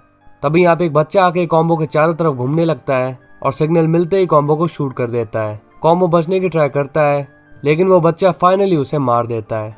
तभी हम देखते हैं कि वॉल्ट और स्काइलर डॉक्टर्स के पास बैठे होते हैं और यहाँ पे डॉक्टर वॉल्ट को सर्जरी करवाने की सलाह देते हैं। उनका कहना है कि कुछ टाइम के लिए वॉल्ट का कैंसर वापस नहीं आने वाला, तो अगर वो अभी सर्जरी कर लेते हैं तो वॉल्ट का खतरा बिल्कुल कम हो जाएगा। लेकिन ट्रीटमेंट में काफी खर्चा आ रहा था एंड स्काइलर को नहीं लगता है कि वो लोग इतना एफोर्ड कर सकते हैं, लेकिन वॉल्ट ट्रीटमेंट के लिए हाँ कर देता है। इसके बाद वॉल्ट को जेसी का कॉल आता है और जेसी उसे बताता है कि कॉम्बो की डेथ हो चुकी है। ये सुन के वॉल्ट की भी हवाइयाँ उड़ जाती हैं। अब जेसी इस बारे में स्किनी से बात कर रहा था और स्किनी कहता है कि मैं अब ये काम छोड़ के जा रहा हूँ। एक्चुअली अब वो यहाँ पे काम नहीं करना चाहता क्योंकि उसे बहुत ही ज़्यादा रिस्क फील हो रहा है, क्योंकि अगर कॉम्बो मर सकता है तो डेफिनेटली वो भी मर सकता है। फिर हम जेसी और वॉल्ट को सॉल गुडमैन के ऑफिस में देखते हैं। यहाँ पे उन दोनों के बीच में डिबेट हो रही थी। जेसी कहता है कि ये सब कुछ वॉल्ट की गलती है, वही चाहता था कि हमारा बिजनेस एक्सपैंड हो और इस वजह से मेरे दोस्त कॉम्बो की डेथ हो गई। अब उनकी बहस काफ़ी ज़्यादा बढ़ती जा रही थी। तभी सॉल कहता है कि दोनों चुप रहो और थोड़ा प्रोफेशनल्स की तरह बिहेव करो। अब वॉल्ट सॉल से कहता है कि हमारे पास कोई डिस्ट्रीब्यूशन करने वाला नहीं है, यानी कि हमारा मैथ तो तैयार है लेकिन कोई बेचने वाला नहीं है। सॉल कहता है कि क्यों ना तुम खुद ही मैथ बेच दो, यानी कि किसी बड़े डीलर से कांटेक्ट करो और पूरा का पूरा मैथ बल्क में उसे बेच दो। वॉल्ट कहता है कि हम ये ट्राई कर चुके हैं और ये बहुत ही भारी पड़ता है। सॉल कहता है कि मैं एक आदमी को जानता हूँ जिसके पास इसका 20 साल का एक्सपीरियंस है। वॉल्ट पूछता है कि वो आदमी कौन है, तो सॉल कहते हैं कि मैं एक आदमी को जानता हूँ, वो किसी आदमी को जानता है और वो किसी आदमी को जानता है। यानी कि सोल उस आदमी को डायरेक्टली नहीं जानता बल्कि काफी सारे कॉन्टैक्ट्स हैं। अब नेक्स्ट सीन में हम देखते हैं कि जैन और जेसी साथ में होते हैं और यहाँ पे जेसी का मूड बहुत ही ज्यादा खराब होता है। जैन उससे पूछती है कि आखिर बात क्या है, लेकिन जेसी उसे कुछ भी नहीं बताता। वो कहता है कि अगर मैंने तुम्हें अपने बारे में बता दिया तो तुम मुझसे बात करना बंद कर दोगी। जैन कहती है कि मैं जानती हूँ कि तुम एक ड्रग डीलर हो। अब जेसी उसे यहाँ से जाने के लिए कहता है। जैन कहती है कि इससे कोई भी हेल्प नहीं होने वाली, बट फिर भी जेसी को अकेले रहना था, इसीलिए वो उसे जाने के लिए कहता है। अब जेन जाने लगती है बट वो जाती नहीं है, उल्टा वो जेसी के रूम में चली जाती है। अब वॉल्ट उसी आदमी से मिलने जाता है जिसके बारे में सॉल गुडमैन ने उसे बताया था। जेसी थोड़ा सा लेट आता है बट वो देख के शॉक था कि कॉम्बो की मौत हो गई और वॉल्ट को अभी भी काम करना है। वो काफी ज्यादा फ्रस्ट्रेशन में था, इसीलिए वो वापस चला जाता है। अब वॉल्ट काफी टाइम उस आदमी का वेट करता है लेकिन वो आदमी वहाँ पे नहीं आता। फिर वॉल्ट पहुंचता है स्काइलर के पास जो कि हॉस्पिटल में होती है। एक्चुअली नर्स उसके बच्चे को चेक कर रही थी। वो स्काइलर को बताती है कि उसमें फ्लूइड्स की कमी हो रही है, इसीलिए उन्हें सेक्शन सी कर लेना चाहिए। फिर वॉल्ट और स्काइलर बात करने लगते हैं। ऑन द अदर हैंड जेसी वापस से अपने घर पे पहुंचता है और यहाँ पे आते ही वो देखता है कि जेन बिल्कुल हाई है। वो कहता है कि तुम कह रही थी ना म्यूजियम में जाने के लिए, तो चलो म्यूजियम में चलते हैं। बट जेन बिजी थी स्मोक करने में। नेक्स्ट सीन में हम देखते हैं कि आज टैड का बर्थडे होता है और सभी एम्प्लॉयज मिलकर उसका बर्थडे सेलिब्रेट करते हैं। यहाँ पे वो अपनी एक बर्थडे विश मांगता है। वो स्काइलर को बर्थडे सॉन्ग गाने के लिए कहता है। एक्चुअली शायद वो उसे किसी एक्ट्रेस की नकल करने के लिए कह रहा था। स्काइलर पहले तो मना करती है लेकिन बाद में मान जाती है। इसके बाद फाइनली टेड केक कट करता है। On the other hand Walt call करता है सॉल को और कहता है कि वो वहाँ पे था ही नहीं, मतलब कि तुमने मुझे जिससे मिलने के लिए भेजा था वो आदमी तो मेरे पास आया ही नहीं। सोल कहता है कि वो आदमी वहीं पे था और वो जेसी को और तुम्हें देख चुका है, उसे तुम लोग बिल्कुल पसंद नहीं आए तो वो तुम्हारे साथ डील नहीं करना चाहता। अब वॉल्ट सॉल से एक बार और उससे बात करने के लिए कहता है लेकिन सॉल फिर से याद दिलाता है कि मैं एक आदमी को जानता हूँ और वो किसी आदमी को जानता है जो कि और किसी आदमी को जानता है। मतलब कि काफ़ी सारे लोगों को कांटेक्ट करने के बाद उसका नंबर मिला था और अब उससे मिल पाना पॉसिबल नहीं है। लेकिन वॉल्ट फिर से उसी रेस्टोरेंट में जाता है और यहाँ पे सुबह से लेकर शाम तक बैठा रहता है। वो हर किसी पे नजर रख रहा था। एट द एंड उसे पता चल जाता है कि मैनेजर ही है जिसने कि उसे मीटिंग के लिए बुलाया था। पहले तो वो आदमी इस बात के लिए मना कर रहा होता है लेकिन वॉल्ट के काफी ज्यादा कहने के बाद वो मान जाता है कि वही वो आदमी है। वॉल्ट कहता है कि तुम मेरे साथ क्यों काम नहीं करना चाहते। वो कहता है कि तुम्हारा पार्टनर लेट आया था, इसके साथ साथ वो हाई था, यानी कि ड्रग ले रखे थे। वॉल्ट कहता है तुम्हें उससे क्या, तुम्हें बस मुझसे बात करनी है और मेरा मैथ एक नंबर है। वो कहता है कि मेरा मैथ इतना प्योर है कि मार्केट में तुम इसे डबल रेट पे बेचोगे तो भी लोग खरीदेंगे। वो कहता है कि इससे तुम काफी ज्यादा प्रॉफिट कमा सकते हो। लेकिन अभी भी वो कहता है कि तुमने जेसी को ही क्यों चुना। वॉल्ट कहता है क्योंकि जो कुछ भी मैं कहता हूँ जेसी वैसा करता है। सो फाइनली वो मैथ खरीदने के लिए मान जाता है। On the other hand Skyler Ted को अपने पास बुलाती है और उससे उसके अकाउंट्स की कुछ डिटेल्स मांगती है। स्काइलर देखती है कि टेड को कंटिन्यूसली नुकसान हो रहा है और उसकी कंपनी भी बहुत ही ज़्यादा लॉस में चल रही है, लेकिन फिर भी इलीगल एक्टिविटीज़ के चलते वो अपना बिजनेस चला पा रहा है। स्काइलर कहती है कि तुम्हें पता है ना कि इससे तुम्हें पुलिस भी ले जाएगी एंड से तुम्हें ही नहीं सभी को पुलिस ले जाएगी। स्काइलर कहती है कि मैं पुलिस में तुम्हारी कोई कंप्लेंट नहीं करने वाली, लेकिन अब मैं तुम्हारे लिए और काम नहीं कर सकती बिकॉज स्काइलर नहीं चाहती कि कल को पुलिस उसे पकड़ ले। इसके बाद हम देखते हैं जेसी को। आज कॉम्बो का फ्यूनरल था लेकिन जेसी वहाँ पे नहीं गया। यहाँ पे जेसी काफ़ी सैड होता है और तब यहाँ पे जैन आती है। वो हीरोइन को करती है और एक इंजेक्शन में लेके जेसी को दे देती है। जेसी ने लाइफ में पहली बार हीरोइन लिया था, वो भी इंजेक्शन के थ्रू। जी हाँ, उसे जन्नत की सैर हो जाती है। इसके बाद जेन खुद भी इंजेक्शन ले लेती है और हाई हो जाती है। फिर हम देखते हैं कि स्काइलर वापस से टेड के पास आ जाती है। टेड को लगा नहीं था कि वो वापस आएगी, लेकिन स्काइलर को पता है कि अगर वो यहाँ पे नहीं होगी तो टेड का बिजनेस बहुत ही जल्दी डूब जाएगा। ऑन द अदर हैंड हम देखते हैं वॉल्ट को। वो क्लासरूम में होता है एंड यहाँ पे किसी का फ़ोन बजने लगता है। सभी लोग चेक करते हैं बट ये किसी का भी फ़ोन नहीं था। तभी ऊपर की साइड कुछ वाइब्रेट होने लगता है। क्लास खत्म होने के बाद जब वॉल्ट चेक करता है तो ये उसी आदमी का मैसेज था। वो वापस से उसी जगह पे जाता है लेकिन वो आदमी यहाँ पे नहीं होता। वॉल्ट एक लेडी से उस आदमी के बारे में पूछता है तो वॉल्ट को पता चलता है कि उसका नाम गस है और ऐसे ही उसके 14 और जगहें हैं और वो कहीं पे भी हो सकता है। फिर जब वॉल्ट यहाँ से जा रहा होता है तो एक आदमी उसे इंस्ट्रक्शन देता है। जी हाँ, ये गस का भेजा हुआ आदमी है। ये डील होती है 1.2 मिलियन की, लेकिन वॉल्ट को 1 घंटे के अंदर अंदर बताई गई जगह पे मैथ लेके पहुंचना होगा। अब टाइम बहुत ही ज़्यादा कम होता है तो वॉल्ट कॉल लगाता है जेसी को, लेकिन as we all know Jesse high हो रखा है तो जेसी कॉल नहीं उठाने वाला। ऑन द अदर हैंड हम देखते हैं स्काइलर को और उसका स्टमक पेन स्टार्ट हो चुका है। जी हाँ, वो बेबी को जन्म देने वाली है। अब वॉल्ट भागता हुआ जेसी के रूम में पहुंचता है लेकिन अंदर से कोई भी गेट नहीं खोलता। फिर वो पीछे से जाके ट्राई करता है, यहाँ से भी कोई गेट नहीं खोल रहा होता। अब टाइम बहुत ही ज़्यादा कम होता है और वॉल्ट को बहुत ही गुस्सा आ जाता है। तभी वॉल्ट गेट को ही तोड़ देता है और फिर अंदर से गेट खोल लेता है। वो जब अंदर आके देखता है तो यहाँ पे जेसी और जेन दोनों ही नशे की हालत में पड़े हुए हैं। अब वॉल्ट जेसी को उठाने की ट्राई करता है लेकिन जेसी नहीं उठने वाला। वो जेसी से पूछता है कि उसने मैथ कहाँ पे रखे हैं। जेसी भले ही नशे में होता है लेकिन वो ये बता देता है कि किचन में उसने मैथ रखे हैं। वॉल्ट फटाक से जाता है और सारे का सारा मैथ निकाल लेता है। तभी उसे स्काइलर का एक मैसेज आता है जिसमें लिखा था बेबी इज कमिंग। वो समझ जाता है कि उसका एक बेबी होने वाला है और वो इससे काफ़ी ज़्यादा खुश हो जाता है। तभी उसे याद आता है कि उसके पास बस 1 घंटा था और काफ़ी टाइम वो यहीं पे वेस्ट कर चुका। तो वो काम को पूरा करना प्रायोरिटी समझता है और एक गार्बेज बैग के अंदर सारे मैथ के पाउच भर लेता है। इसके बाद वो यहाँ से निकल जाता है और ये एपिसोड यहीं पे ख़त्म हो जाता है। What's up guys, welcome back to our channel. और आज की वीडियो में हम बात करने वाले हैं Breaking Bad season 2 episode number 12 के बारे में। इससे पहले के सभी सीजन्स एंड एपिसोड्स हम डिटेल में कवर कर चुके हैं। अगर आपने उन्हें अभी तक नहीं देखा है तो प्लेलिस्ट बन चुकी है, जाके एंजॉय कर सकते हैं। So without wasting of time any more, let's start explanation of episode number 12। Episode की स्टार्टिंग में हम वॉल्ट को एक जगह पे आते हुए देखते हैं एंड लास्ट एपिसोड में जो गस के साथ उसकी मीटिंग होने वाली थी उसने मीटिंग पूरी कर ली है।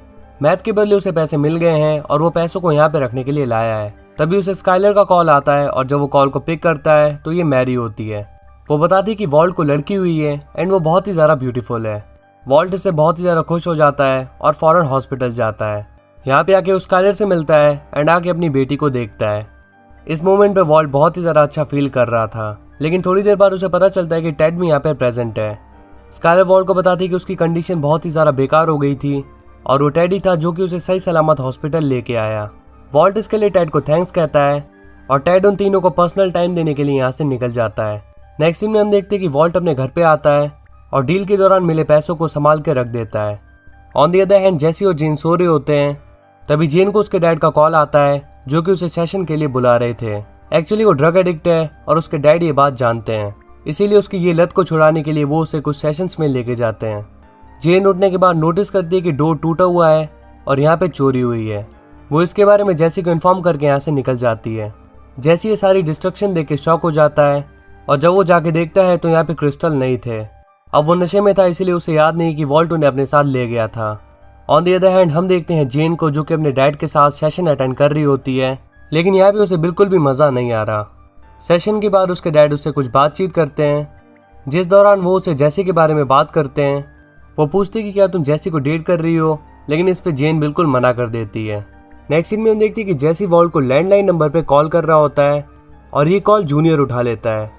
तब यहाँ पर वॉल्ट आता है और जेसी पर गुस्सा करता है कि तुम लैंडलाइन नंबर पे कॉल क्यों कर रहे हो। जेसी बोलता है कि ये बात बहुत ही ज़्यादा अर्जेंट है। वो कहता है कि मेरे घर में रॉबरी हो गई और हमने जितना भी मैथ प्रोड्यूस किया था वो सारा का सारा चोरी हो गया। वेल, इस बात से वो बहुत ही ज़्यादा डरा हुआ है, बट वॉल्टर उसे कोई रिप्लाई नहीं देता बल्कि सीधा कॉल कट कर देता है। ये सब देख के जेसी भी डिसअपॉइंट हो जाता है। अब नेक्स्ट सीन में हम देखते हैं कि वॉल्ट, स्काइलर, हैंक और मैरी साथ में बैठे होते हैं और साथ में डिनर कर रहे होते हैं। यहाँ पे वॉल्ट और हैंक अपनी अलग ही डिस्कशन कर रहे होते हैं और मैरी एंड स्काइलर भी आपस में बात कर रहे होते हैं। इसके बाद हैंक एंड मैरी स्काइलर से पूछते हैं कि क्या अब तुम ऑफिस जाने वाली हो। इस पर स्काइलर कहती है ऑफ कोर्स मुझे ऑफिस जाना पड़ेगा। मैरी का कहना है कि अभी बेबी छोटा है, इसीलिए उसे 1-2 साल तक जॉब नहीं जाना चाहिए। But as we all know Walter का इलाज चल रहा है एंड वो लोग फाइनेंशियली काफ़ी ज़्यादा सफ़र कर रहे हैं, तो इसीलिए स्काइलर डिसाइड करती है जॉब पे जाने का। हालांकि वॉल्ट के पास काफ़ी ज़्यादा पैसा आ चुका है, लेकिन वो इसे अपने ट्रीटमेंट पे डायरेक्टली यूज़ नहीं कर सकता। फिर नेक्स्ट सीन में हम देखते हैं कि स्काइलर और वॉल्ट सो रहे होते हैं और तभी बेबी रोने लग जाता है। वॉल्ट बेबी को उठाता है और उसी रूम में जाता है जहाँ पे उसने पैसे रखे थे। यहाँ पे वो बेबी से बात करने लगता है और उसे बताता है कि ये सब तुम्हारे डैड की कमाई है। फिर नेक्स्ट डे वॉल्टर अपने स्कूल में होता है, तभी जेसी यहाँ पे आता है और वॉल्ट से कहता है कि मैंने तुम्हारी सारी रिकॉर्डिंग सुन ली और जब तुम मैथ को सेल कर चुके हो तो तुम्हें क्या दिक्कत है, आगे तुमने मुझे क्यों नहीं बताया कि तुम इसे ले गए। तभी वॉल्टर गुस्सा हो जाता है और कहता है कि तुमने इसमें किया ही क्या, जब मुझे तुम्हारी बहुत ही ज़्यादा ज़रूरत थी तब तुम भंड होके पड़े हुए थे। अब जैसे पूछते हैं कि हमें कितना पैसा मिला। वॉल्ट बताता है $1.2 मिलियन, जिसमें से 20% सॉल गुडमैन का है, तो उन दोनों को ही $480,000 मिलेगा। लेकिन वॉल्ट जेसी को पैसे देने से मना कर देता है और कहता है कि जब तक तुम क्लीन नहीं होते मैं तुम्हें पैसे नहीं देने वाला। वो कहता है कि मुझे बस थोड़ा सा ओवरडोज हो गया था, बाकी मैं ड्रग्स वगैरह जैसी चीज़ों से दूर रहता हूँ। इस पर वॉल्ट उसे एक फ्लास्क में यूरिन स्टोर करने के लिए कहता है, बिकॉज इससे पता चल जाएगा कि वो ड्रग्स का एडिक्टिव है या नहीं। वॉल्ट जेन के बारे में भी अनाप शनाप बोल देता है, इसीलिए जैसी वॉल्ट पे अटैक कर देता है। Well, he doesn't want to kill him, he just want to scare him. अब नेक्स्ट सीन में मरीन वॉल्ट को बहुत ही एक्साइटेड होकर बुलाती है और दिखाती है कि जूनियर ने एक वेबसाइट बनाई है जिसका नाम है savewalterwhite.com। यहाँ पे वॉल्टर वाइट की सारी डिटेल्स थी एंड अगर लोग चाहें तो उसे डोनेट कर सकते हैं। वॉल्ट को ये तरीका बिल्कुल अच्छा नहीं लगता, क्योंकि उसके अकॉर्डिंग ये सारा पैसा भीख के समान है। लेकिन स्काइलर वॉल्ट को ये सब कुछ जूनियर के सामने बोलने से मना करती है, ताकि वो अपनी वेबसाइट को और भी अच्छे से डेवलप कर पाए। अब इस प्रॉब्लम को लेकर वो सॉल के पास जाता है और कहता है कि मेरी फैमिली मेरे लिए चैरिटी ले रही है। वो बोलता है कि मेरे पास इतना सारा पैसा है बट मैं इसे यूज़ नहीं कर सकता। इस पे सॉल उसे एक हैकर के बारे में बताता है, जो कि उसी वेबसाइट जो कि जूनियर ने बनाई है, सेव वॉल्टर वाइट जूनियर पे थोड़ा थोड़ा पैसा भेजता रहेगा अलग अलग कंट्रीज से, जिससे कि किसी को ये भी शक नहीं होगा कि इसके पीछे कोई एक इंसान है। अब इसके लिए वॉल्ट का मन तो नहीं होता, लेकिन वो मान जाता है। ऑन द अदर हैंड इतना समझाने के बाद भी जैसी फिर से ड्रग्ड हो जाता है और यहाँ पे फ्लो में वो जेन को सब कुछ बता देता है। वो उसे उस पैसे के बारे में बता देता है जो कि उसे वॉल्टर से मिलने वाला है, लेकिन वो ये पैसा उसे देने से मना कर रहा है। अब अगले दिन अगेन जेन को अपने डैड का कॉल आता है, पर जैसे वो तैयार होकर घर के बाहर निकलती है तो यहाँ पे उसके डैड भी खड़े थे। अब दिक्कत ये है कि वो जैसी के घर से बाहर आई थी, तो उसके डैड समझ जाते हैं कि इसके और जैसी के बीच कुछ ना कुछ तो चल रहा है। वो जैसे अंदर आके देखते हैं तो वो नोटिस करते हैं कि यहाँ पे काफ़ी सारा ड्रग पड़ा हुआ है और जैसी आराम से सो रहा था। उसके डैड जैसी को मारते हुए बाहर ले जाते हैं और उस पर बहुत ही ज़्यादा गुस्सा करने लगते हैं। जैसी भी आर्ग्यू करने लगता है कि मैं यहाँ का रेंट पे करता हूँ, इसीलिए यहाँ पे रहता हूँ। अब जेन के डैड उसे कहते हैं कि तुम मेरे साथ चलने वाली हो, लेकिन जेन इसके लिए राज़ी नहीं होती। तो उसके डैड उसे ब्लैकमेल करते हैं कि अगर तुम मेरे साथ नहीं चलोगी तो मैं पुलिस को इन्फॉर्म कर दूंगा कि यहाँ पे ड्रग्स हैं और वो लोग डेफिनेटली जैसी को पकड़ कर ले जाएंगे। पहले तो जेन इस बात के लिए नहीं मान रही होती, लेकिन बात बिगड़ रही थी, इसीलिए वो कहती कि मैं आपके साथ कल चलूंगी। उसके डैड कहते कि कल नहीं, तुम्हें आज ही मेरे साथ चलना होगा। जेन कहती कि मुझे कुछ इंपॉर्टेंट काम है जो कि मुझे निपटाना है और कल तक वो काम निपट चुका होगा, तो मैं आपके साथ चलने के लिए रेडी हूँ। इस पर उसके डैड भी खुश हो जाते हैं और यहाँ से निकल जाते हैं। उनके जाने के बाद जैसे उससे पूछने लगता है कि क्या तुम सच में जाने वाली हो, तो जेन कहती है कि तुम्हें जो पैसा वॉल्ट से मिलने वाला है वो सच में बहुत ही ज़्यादा है और इस पैसे से हम जो चाहे वो कर सकते हैं, जहाँ चाहे वहाँ पे जा सकते हैं। लेकिन पॉइंट यही है कि उससे पैसा निकलवाए कैसे। नेक्स्ट सीन में हम स्काइलर को किसी से बात करते हुए देखते हैं और ये और कोई नहीं बल्कि जेन थी। वो बताती कि मैं वॉल्ट की एक्स स्टूडेंट हूँ और कुछ पर्सनल रीजंस के चलते उसे वॉल्ट से बात करनी है।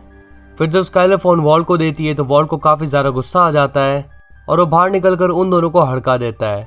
जेन कहती कि मुझे बस पैसे चाहिए जो कि जैसी को मिलने वाले हैं। अब वॉल्ट बातों को घुमाने की कोशिश कर रहा था, लेकिन उसे भी ये बात माननी पड़ती है। इसके बाद हम देखते हैं कि जैसी जेन से डिस्कस कर रहा था कि अगर वॉल्ट ने पैसे नहीं दिए तो क्या होगा। वो कहती कि ये तुम्हारे मेहनत के पैसे हैं और अगर हमने पुलिस में इन्फॉर्म करी तो वो भी बहुत बड़े रिस्क में आ जाएगा, तो इसीलिए टेंशन लेने की कोई बात नहीं है, वो पैसे देगा। अब रात हो जाती है और वॉल्ट अपने घर पे बैठा हुआ था और वो एक बहाने का इंतजार कर रहा था जिससे कि उसे घर के बाहर जाने को मिल जाए। तब स्काइलर उसे कहती कि बेबी के डायपर्स खत्म हो गए हैं, जाके दूसरे ले आओ। इसी बहाने वॉल्ट जैसी के घर पे जाता है, लेकिन गेट जेन खोलती है। वॉल्ट कहता है कि मैं ये पैसे अपने पार्टनर को देने आया हूँ, यानी कि जैसी उससे पैसे लेता है और यहाँ पे वॉल्ट उसे कन्विंस करने की कोशिश कर रहा होता है, पर तभी जेन डोर बंद कर देती है। अब यहाँ पे इनकी खुशी का कोई ठिकाना ही नहीं था। इन पैसों से ये जो चाहे वो कर सकते हैं, लेकिन सोते टाइम वो लोग फिर से ड्रग्स का यूज़ कर लेते हैं।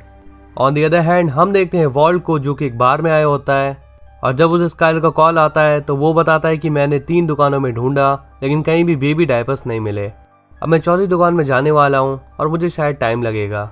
उसके साथ ही वाइन एंजॉय कर रहे थे जेन के डैड। यहाँ पे वॉल्ट को नहीं बताया कि ये जेन का ही डैड है।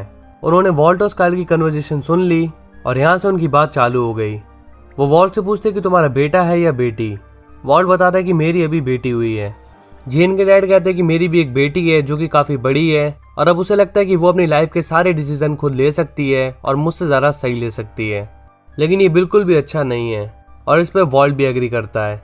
वॉल्ट अपने बेटी की जगह पे जैसी को रख देता है और कहता है कि मेरा भी एक बेटा है जो कि मेरी बात नहीं मानता, लेकिन जेन के डैड कहते हैं कि क्या करें, ये फैमिली है और ये ऐसे ही सुलझाना पड़ता है।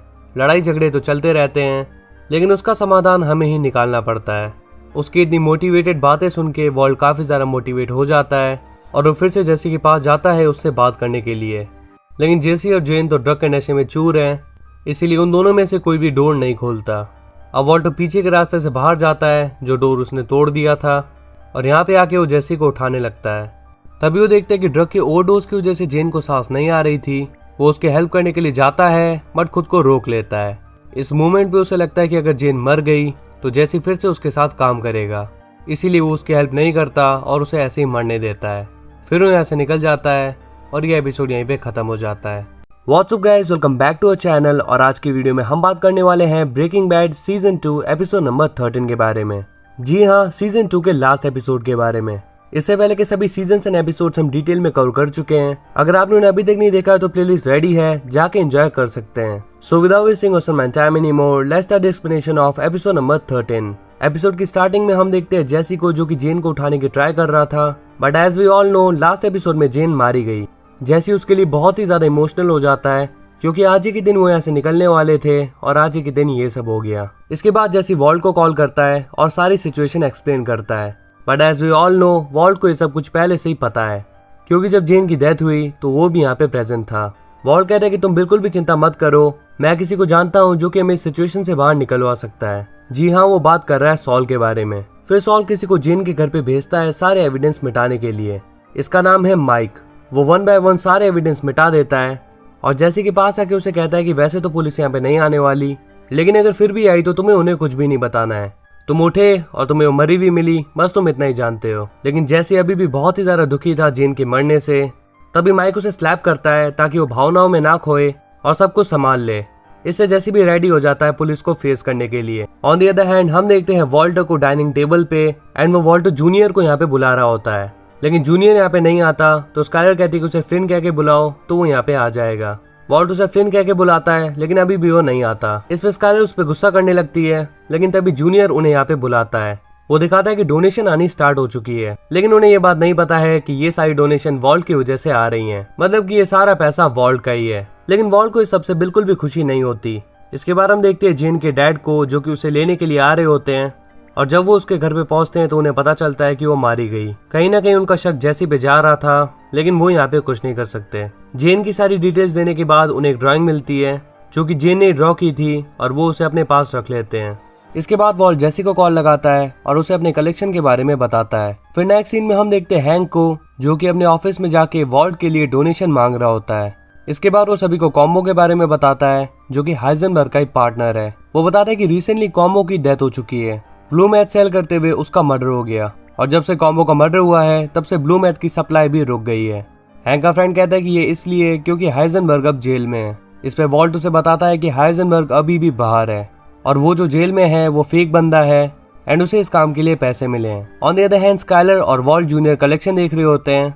वही वॉल्ट सोल से बात कर रहा होता है और उसे जेसी का एड्रेस मांगता है। एड्रेस मिलने के बाद वॉल्ट उसी एड्रेस पे पहुंच जाता है और जब वो अंदर आके देखता है तो यहाँ पे कई सारे नशेड़ी भरे हुए थे।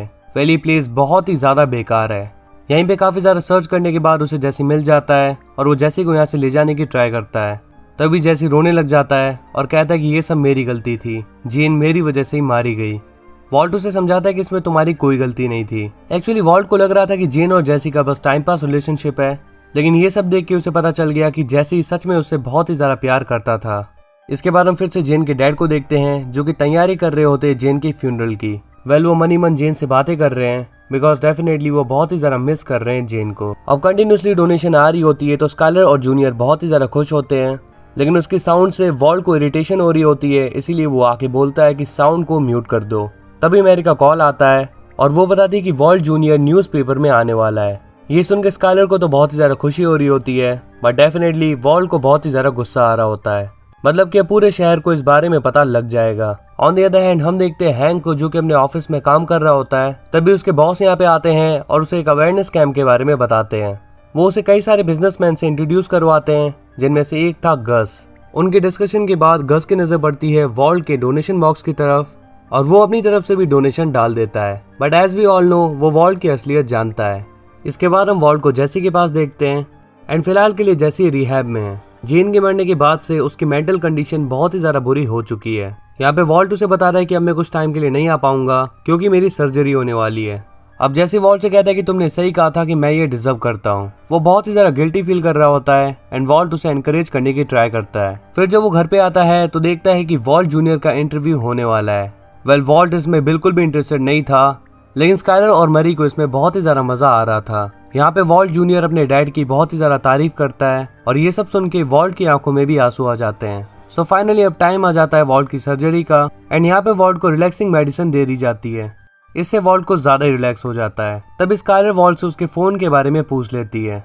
यहाँ पे वॉल्ट कहता है विच वन। और इससे स्काइलर को कंफर्म हो जाता है कि वॉल्ट के पास 2 फोन है। फिर टाइम आता है वॉल्ट की सर्जरी का एंड फाइनली सर्जरी बिल्कुल सक्सेसफुल रहती है।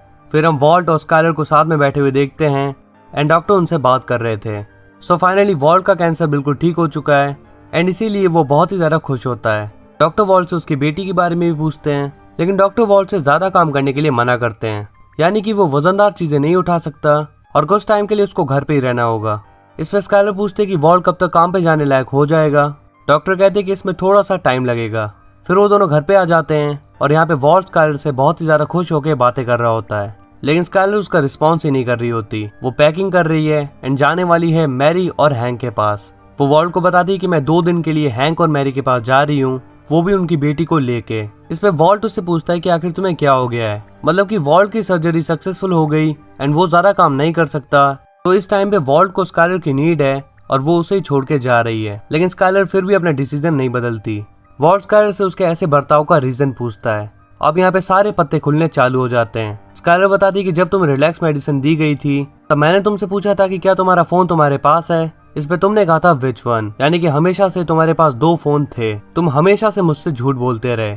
अब वॉल्ट कहते कि तुम्हें क्या लगता है मेरा किसी के साथ अफेयर चल रहा है? कहीं तुम्हें ऐसा तो नहीं लग रहा कि मेरा ग्रिचन के साथ अफेयर चल रहा है? स्काइलर कहती है कि तुम्हारे पास 2 फोन है और एक के बारे में तुम मुझे नहीं बताते, मतलब साफ है कि तुम्हारा ग्रिचन के साथ ही अफेयर चल रहा है। मैं काफी टाइम से उसे कॉल करने की ट्राई कर रही थी, लेकिन वो मेरा कॉल नहीं उठा रही थी। तो मैंने उसे डायरेक्ट मैसेज करके पूछ लिया कि क्या मेरे हस्बैंड का और तुम्हारा अफेयर चल रहा है। इस पर हमारी बात हुई और उसने मुझे सारा सच बता दिया। एलियट और ग्रिचन ने तुम्हें 1 भी रुपया नहीं दिया तुम्हारी सर्जरी के लिए, तो इतना बड़ा अमाउंट ऑफ मनी तुम लाए कहाँ से? डेफिनेटली तुम अपनी मॉम के पास गए थे तो शायद उनके पास इतना पैसा होगा। वेल डेफिनेटली होना तो नहीं चाहिए, लेकिन हो सकता है। एंड गेस व्हाट, मैंने जब उन्हें कॉल किया तो मुझे पता चलता है कि तुम कभी वहाँ पे गई नहीं, मतलब कि इतने टाइम से तुम मुझसे झूठ पे झूठ बोले जा रहे हो। आई डोंट नो कि तुम इतना पैसा कहाँ से लाए, बट जहाँ से भी लाए हो मैं जानना नहीं चाहती। अब स्काइलर यहाँ से जाने लगती है और वॉल्ट उसके पास आके उससे कहता है कि अगर मैंने तुम्हें बता दिया कि ये पैसा कहाँ से आया तो क्या तुम यहाँ पे रहोगी? लेकिन स्काइलर उसकी बात नहीं मानती और यहाँ से निकल जाती है। ऑन द अदर हैंड हम देखते हैं जेन के डैड को। वो काम करने के लिए आ चुके हैं। वेल जेन की ज्यादा याद ना आए इसीलिए वो काम पे आ गए। उनका काम होता है फ्लाइट्स को कंट्रोल करने का, लेकिन अभी भी वो जेन की यादों में डूबे हुए थे तो उनसे एक मिस्टेक हो जाती है और फ्लाइट क्रैश हो जाती है। उसका जो मलबा होता है वो सीधा वॉल्टर के स्विमिंग पूल में गिरता है और यहीं पे हम देखते हैं उसी टेडी बियर को। वेल सीजन 2 की स्टार्टिंग से हम इसे देखते आ रहे हैं, तो फाइनली हमें पता चल गया कि ये वॉल्ट के स्विमिंग पूल में कैसे आया। और इसी के साथ ये एपिसोड प्लस सीजन यहाँ पे खत्म हो जाता है। And guys believe me, season 1 और 2 तो कुछ भी नहीं था। असली बवाल तो आगे आने वाले सीजन होने वाले हैं। Well, if you enjoyed this one, then make sure to hit the like button and press the subscribe button if you're new on our channel. Share it as much as you can. And if you have any query, just comment down and let us know. So we'll see you in the next one. Till then, peace up.